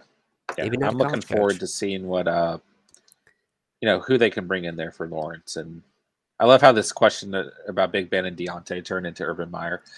Spencer Stern, Shanahan would be forced to use him. He just doesn't like him for some reason. But if Debo is healthy, I'd rather have a guy like Jacoby. I agree. Yeah, fair enough. Maybe I should try to make a trade for that, actually. Maybe. Knowing anyone, you would. Andrea, have a good night. Thank you for coming through tonight. Hope you got answer to your question there. We did answer it. So Matthew Stafford, if you're still here. But hope you have a great night. Thanks for coming through tonight. And take care. Spencer, I def see Ayuk being a possible guy to be a wide receiver too if the right situation happens, but currently I don't quite see it. Which sucks, man, because he's so fun. He's so fun. He's a good player. He is. I agree. I agree with both points. Spencer Stern, Big Ben just jumps it to Najee. Without Big Ben, Najee is mid-tier RB2. With Big Ben, he's a mid-back and RB1 for me. Yeah. Yeah, it's a good point. We were so high on Najee this preseason too. Yeah, we were really high on him. Like super high. Like well, part of it for me is that I never go after rookie running backs historically. And I was like, I can't do it this year. If I'm going to screw this up again. Yeah. Spencer Stern, Urban Meyer thinks he can control grown men like he could in college. NFL players must think he is a fucking clown. I do too. Yeah. Spence. Or I don't want to like talk shit about this guy, but yeah, I think he's a bitch. I think he's a clown. Yeah, I hate him. Steven wants to square up. I do. I do. A little Yeah. midget's coming to square up. Wow, that story about prom, man. That's pretty embarrassing, right? Yeah. Yeah, I actually don't tell a lot of people that story. So obviously John didn't even know. Just did it on live stream, bro. Yeah. So hopefully you guys don't tell a bunch of people that. But Kyle Ellis, what's up, man? 8-man PPR. We start 3 running backs, 3 receivers. Do any of these? Okay, so do any of these? Hollywood and Chenault / Waddle. Okay, so these are trades. I'm sorry. Sorry, I just looked down. Spencer said, Steven, I hate to break it to you. Urban would rock your shit. Wait, who said that? Spencer? Come on, man. I thought you were on my side, dude. I love Spencer's takes. Yeah. Okay. Also, if I met him, I'd be like, "Hey, man, I think you're." Steven would shake his hand and like take a picture and frame it. Can I have $1 or two? Like maybe, Yeah. just for some bubble gum. Kyle Ellis. Okay, Hollywood and Chenault, and Waddle for Lockett, Carson for Lamb. My wide receivers are Jamar Chase, Woods, AB, Marvin Jones, and running backs are Henry, Aaron Jones, Mixon, and Javonte. I would not trade those. Is that 3 receivers? Hollywood and Chenault and Waddle for Lockett? Or is it supposed to be Hollywood, Chenault for Waddle and Lockett? And then Carson for Lamb. I'm confused. Let us know the trades one by one, Kyle, because I think we're confusing ourselves. Spencer Stern, Jacoby is going to get 10 to 15 points a week just from his receptions. If he gets some TDs, he can blow up this year. Yeah. I think we both agree with that. Good chance. JRX, it's okay, Steven. I didn't even go to my prom. It's overrated. It actually sucks, and the food's terrible, which is the most important. Trust me, coming from a stout guy, it's food is important. Let's see. Spencer, love the confidence, though. Thanks, Spencer. JRX, the confidence makes you 6'1". I wish. Not really, though. Spencer, I'd get a picture of them too. I won't lie, but man, that dude makes so many bad decisions. Yeah.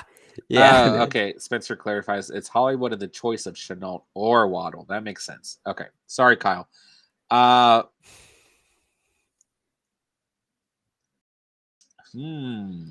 don't know that I would do that trade. I don't think that you need to either. No. And so you'll be in the second trade, Carson for Lamb. If you can get that, yeah. If you own Carson, right? Yeah. Then yeah. Okay, I'm also asking if I should trade Carson for Lamb. Okay, yes. Yeah. In my opinion, yes. I think I don't think you need to do the first trade, but yeah. Looking at your other running backs, I think that's a steal for you, man. So my answer would be yes. We were both so high on CeeDee Lamb in the preseason, and I think a lot of owners of him were pretty disappointed. I would say, like, do not let CeeDee Lamb go. Like, this guy is unreal talent. I'm just waiting until he blows up. Steven's got a thing for CeeDee Lamb as well. I think he is so cool. Just the coolest guy. He's really cool. Coolest guy. All right, we are probably going to start winding down the stream over the next 10 minutes or so. So get your final fantasy Q&A for the night. I might stick around a little bit past 10, but we usually cut it off at 10.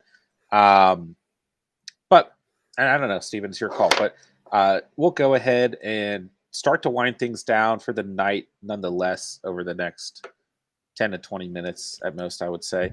Look at that yawn by Steven. No. That was about to be a sneeze, but it stopped. Okay. Yeah, it was about to sneeze all over the place. Okay. But yeah, get your final fantasy Q&A, guys.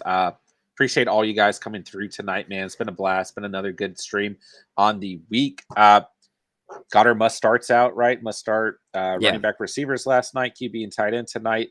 Steven dropped the defense video yesterday morning. Kicker video dropping in the morning from Steven as well. So make sure you guys check that out. I will be streaming or Steven will be streaming tomorrow night, probably towards the second half of the game. for just some general fantasy Q&A. Thursday Night Football Hangout Friday.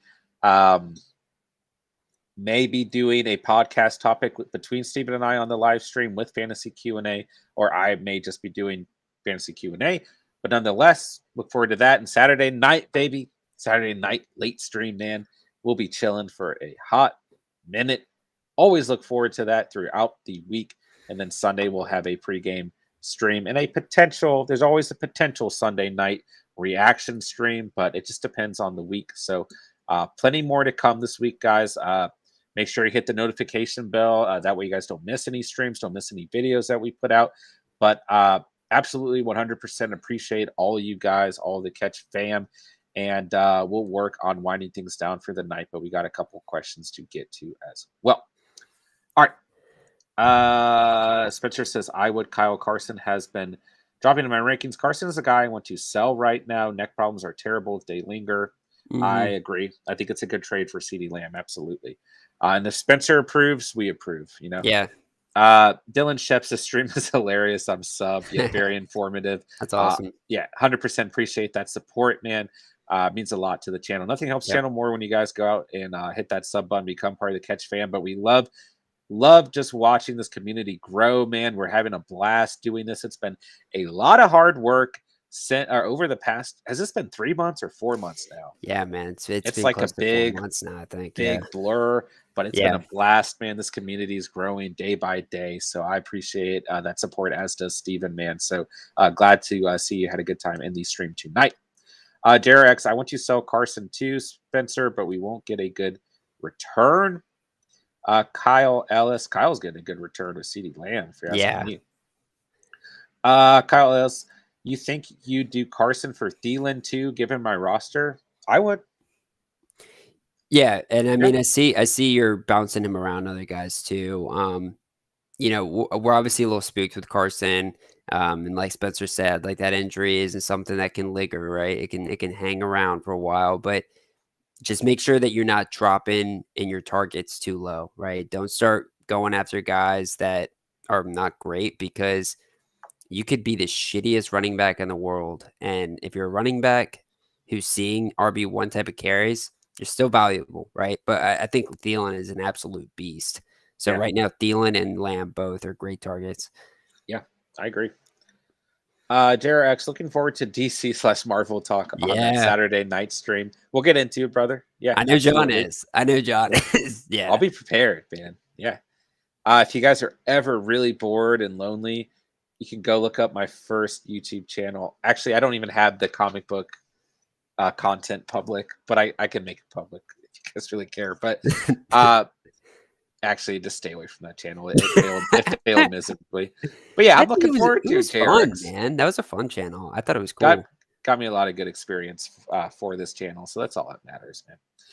But yeah, absolutely looking forward to the Saturday night late stream as always, man. It's always a blast. It's a great time, and that's a nice kind of point in the week where we're talking a lot of fantasy and cooling and everything, but we're also kind of kicking back, and if other topics come up, we go through those pretty extensively as well, because we're just getting ready for Sunday and tapping out the week. B-dubs, Patterson or CEH at Buffalo? I could go for some B-dubs right now. Steven could go for some B-dubs right now. Yeah. That's your answer. It's a tough matchup for Clyde Edwards-Helaire. We talked about this a little bit earlier in the stream.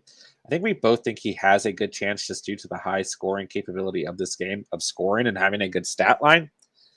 I kind of like Patterson this week too.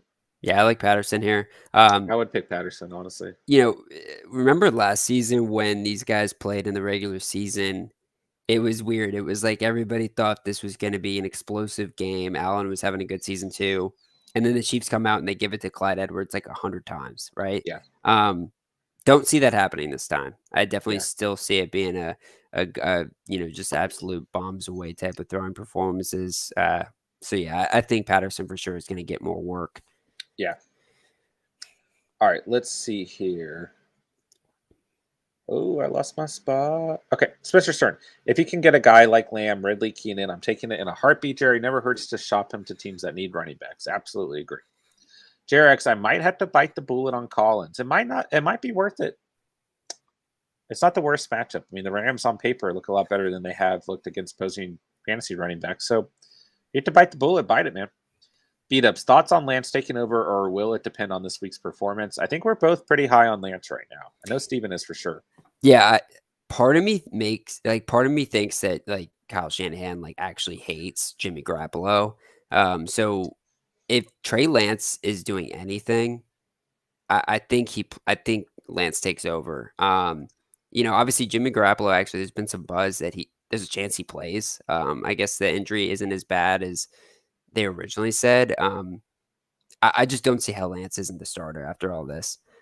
Tinfoil hat time. It's out there, guys. Jimmy Garoppolo's not actually hurt. Yeah, I've heard this conspiracy. I don't. Yeah. What did he say when it first happened? He was like, he said something like, "Yeah, I guess I'll be out for a week or two, I guess." Right? Yeah. Like he's pissed. I feel like. I think he's mad, and It's he deserves to interesting. be mad. There's like no actual timeline of when he got hurt. Is the weird thing. Yeah. And Yeah. the Colts, I would love if they traded for him. Yeah. I'm sure you would. Okay. They were thinking about shopping Marlon Mack, their backup running back. Yeah. The Niners have been struggling to get an RB1 in place. Maybe. Get Carson Wentz. Spencer Stern, any mid-tier wide receiver 1, high-end wide receiver 2, I think for Carson is fine. I absolutely agree, Spencer. Poutine, hello all. How are you doing, brother? Good to see you in the chat. Happy to have you here tonight, man.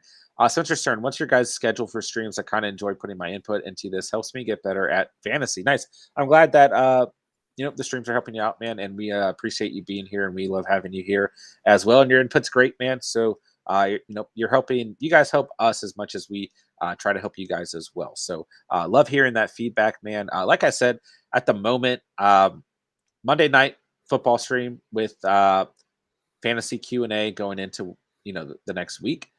Tuesday night we're doing must start RB / wide receiver fantasy Q&A stream.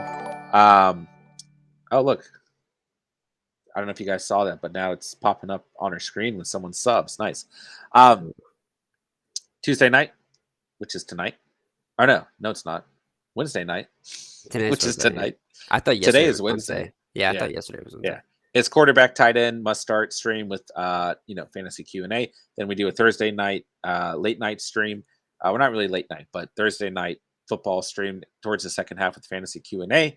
Friday, general fantasy Q&A, potential podcast topic if Steven can make it. Saturday night is the late night stream. And then Sunday, we do a pregame stream and a potential Sunday night reaction stream.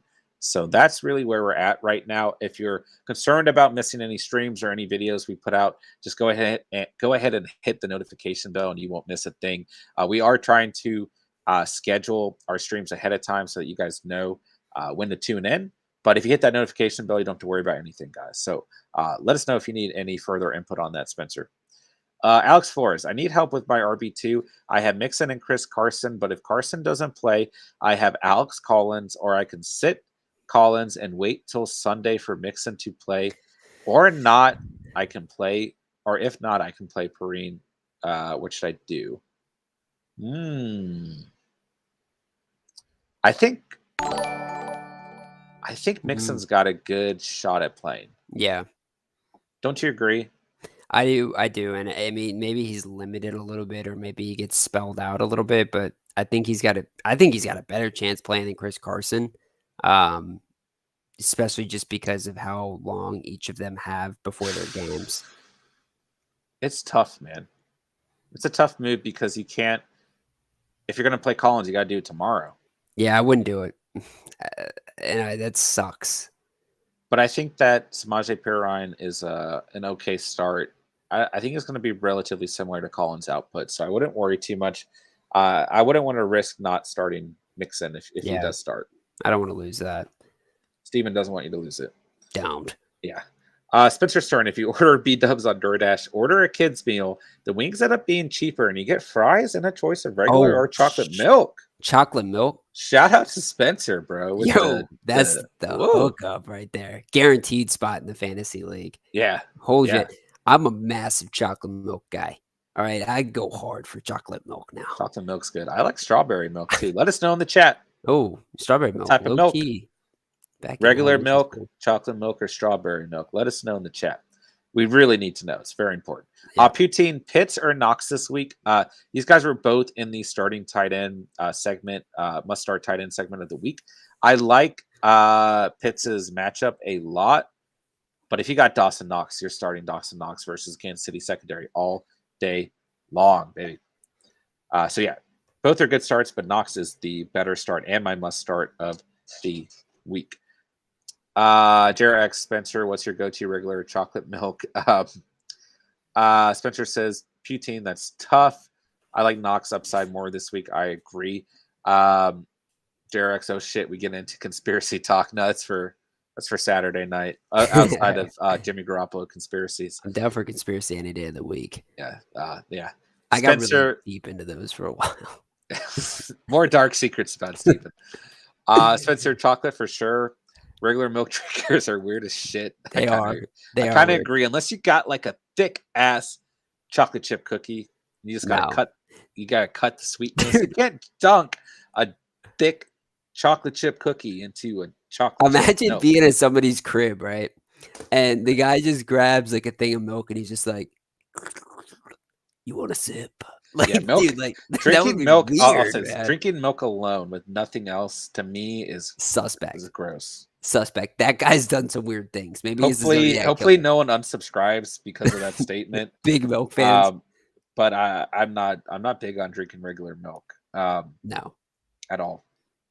Poutine, yeah, against Kansas City, it'll be a fun game to watch. Absolutely, it's gonna be a beautiful game between the Bills and the Chiefs. It's a great, beautiful game. Spencer Stern, if you drink regular milk, I mean, offense to that. The exact opposite of what I just said. Urban Meyer drinks milk. That's probably true. Yeah, a lot of it, like gallons at a time. B-dubs, thanks guys. Absolutely, brother. That's what we're here for. Appreciate you coming out and asking a fantasy question tonight and coming through to the stream. Hope you're having a good time. Spencer Stern, you got to move it a bit though. Gets cut off in the corner. Having Mixon and Carson is the world's biggest headache to have right now. I'm sorry for you, brother. Mm-hmm. Look at Spencer showing support to the Catch fam. Better like milk though. He'll come after your life. Yeah. Jarex, I'm lactose intolerant, so I can't have milk. I think I am too. I actually just started taking lactates out of my girlfriend's purse the other weekend. I started taking more dark secrets about Steven on the live stream tonight. Spencer Stern, chocolate 1, strawberry 2, and hell no to regular. Regular milk is acceptable only for cereal drinking needs and dunking cookies. I absolutely agree, man. John's a big cookie guy. Yes. I like me some cookies, bro. Gotta get them warm and chewy. Okay, Spencer Stern, I pour the milk out after I dunk the cookies in it. Yeah, or pro tip, you drop a cookie in there and you just let it sit the whole time while you're dunking, and then at the end it's like a milky cookie delight. Okay. Oh my gosh! These are things that only Big Ben replicas know. Yeah, Big Ben definitely had some cookies. Oh yeah. Big Ben was like my hero when I was growing up. I was always like, it's a bad hero. I could be like that guy when I grow up. Obviously, it didn't work out that way, but Spencer Stern, your sub thing I meant by the cutoff in the corner. Okay, thank you, man, for letting us know. That's great feedback. I just threw that on here tonight. Wasn't sure how it was going to work out, but we will work on that in the future. So thank you, Spencer. Appreciate it. Jara X, I gave up on the lactate pills. I just deal with the consequences. Fair enough. Fair enough, man. I mean, if you're going to have the runs, you're going to have the runs. And if you're going to enjoy cookies, you're going to enjoy the cookies, man. Let me just say this. I would not give up cheese for anything. Take my life before you take my cheddar. That's what I say. I do know that Steven has I'm obsessed an addiction cheese. To cheese, basically. Like if you try to come at my cheese, like I'm gonna bite you like the lions are gonna bite your kneecaps, man. Like I'm coming for you. I don't actually recall the last point in the stream. We were talking about football. Spencer Stern, a few too many cookies. Yeah. For both Big Ben and myself. Spencer Stern, being from Wisconsin, I can't imagine being lactose intolerant. Yeah, I don't think it runs in the DNA down there. yeah. Well, Yeah, up there. let me ask you actually, Spencer. I was thinking my biggest dream in the world, seriously, is to go see a Lambeau Field game. So, have you ever been to one, and how worth it do you think it is? Because I was looking at prices and everything. It would be like it'd be a lot. It'd be a decent amount of money to get over there. But man, I would love to go see Aaron Rodgers there, and I'm a little concerned he might be gone too. So, um, man, just interested to see what you think there. I did not know that was Steven's biggest dream. Also, being Uh, 6 feet tall. yeah. Also being 6 feet tall and not having to have inserts to A at prom. prom and not having to steal lactates out of his Oh girlfriend's shit. purse. JRX, other than cheeseburgers, I don't like cheese. Fair enough. Spencer, Wisconsin is only known for cheese and excessive drinking. I'll fight you on this cheese shit, Steven. It's amazing. Went to Favre's last home game, NFC That's Championship nuts, man. against the Seahawks. I'm sure that makes Steven 10 times more jealous. That is like I am so jealous of you, man. Like, you're Yeah. just a better human being than I am at this point. Like, Yeah. that Well, was probably that's not very hard to do, but that was fucking that was probably really hype though, in all seriousness. yeah. That's sick. Brett Favre was my, like, childhood idol growing up, so definitely jealous. JRX, I'm here in California, baby. Shout out Cali. Oh, Sean Snoop Alexander, what a Dogg. throwback. Packers won, and I got to see my favorite player at the time, Sean Alexander. Was a great day, snowy game. Yeah, that's awesome, man. The last football game I went to was with Steven, Washington football team and the Bills. Tyrod Taylor was the Don't Bills remember starting this game. quarterback. And Steven doesn't remember this, but his mom and him took me to a game for Christmas like 5 years ago now. Steven doesn't remember. I don't know why I'm asking him. The Bills were up pretty large early on, and then Kirk Cousins and Washington football team came back and won. It was a fun game, although Steven doesn't remember it. JRX, are you guys college football fans? I've been going to some USC games recently. Nice. I don't watch a lot of college football. I'm not gonna lie. I root for I ASU though. Go Sun Devils. Fear the fork. I will say that I definitely look at college as more of just a way to look at prospects, for the NFL. Although I do start paying a lot more attention to it as we get closer to the playoffs, but um, something with college that I've never really been in love with, and I think might be changing up with the new playoff format, is that it seems like you can always predict who's going to be the top 4 or 5 teams. Yeah, But I think with the new system they're putting in place, it's going to be changing. USC, ironically, was my favorite team growing up because I was in love with Reggie Bush, I remember that. and he Yeah, should get his Heisman back and all the awards he got. he Um, should. but but yeah, man, college football is always something to put on your TV on Saturdays still. Yeah. Shout out Reggie Bush. It's a good way to wind down the stream for the night. We want justice for Reggie Bush's Heisman Trophy. Whoever is Yeah, I listening out seriously do. there. Spencer Stern, a lot of good memories of Badger Packer games, Wisconsin sports, and drinking is nothing better. Yeah, 100%, man. I went to tailgate with the Mafia. That's a bucket list item. Those Bills fans yeah, were really cool, really smart, knew their football, very relaxed, even when they were losing, and just down to talk football. It was a really good experience, although Steven doesn't remember it. But yeah, Bills fans are awesome, man. They truly are. But nonetheless, man, time to wind down the stream, man.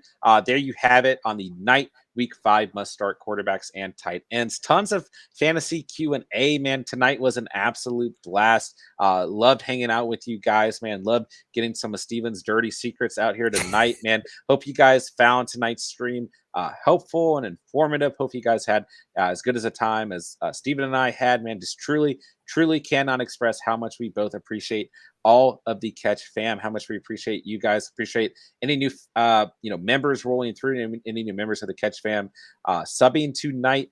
The community is growing, guys. Day by day, we are growing, man. We will not forget these early days of the true Catch fam, but nonetheless, just excited to continue watching this channel grow. And we'll be back at it tomorrow night, a little bit later in the night to kick things off. But who knows? Maybe we'll be here earlier. who knows? You never know what's going to happen here at the catch.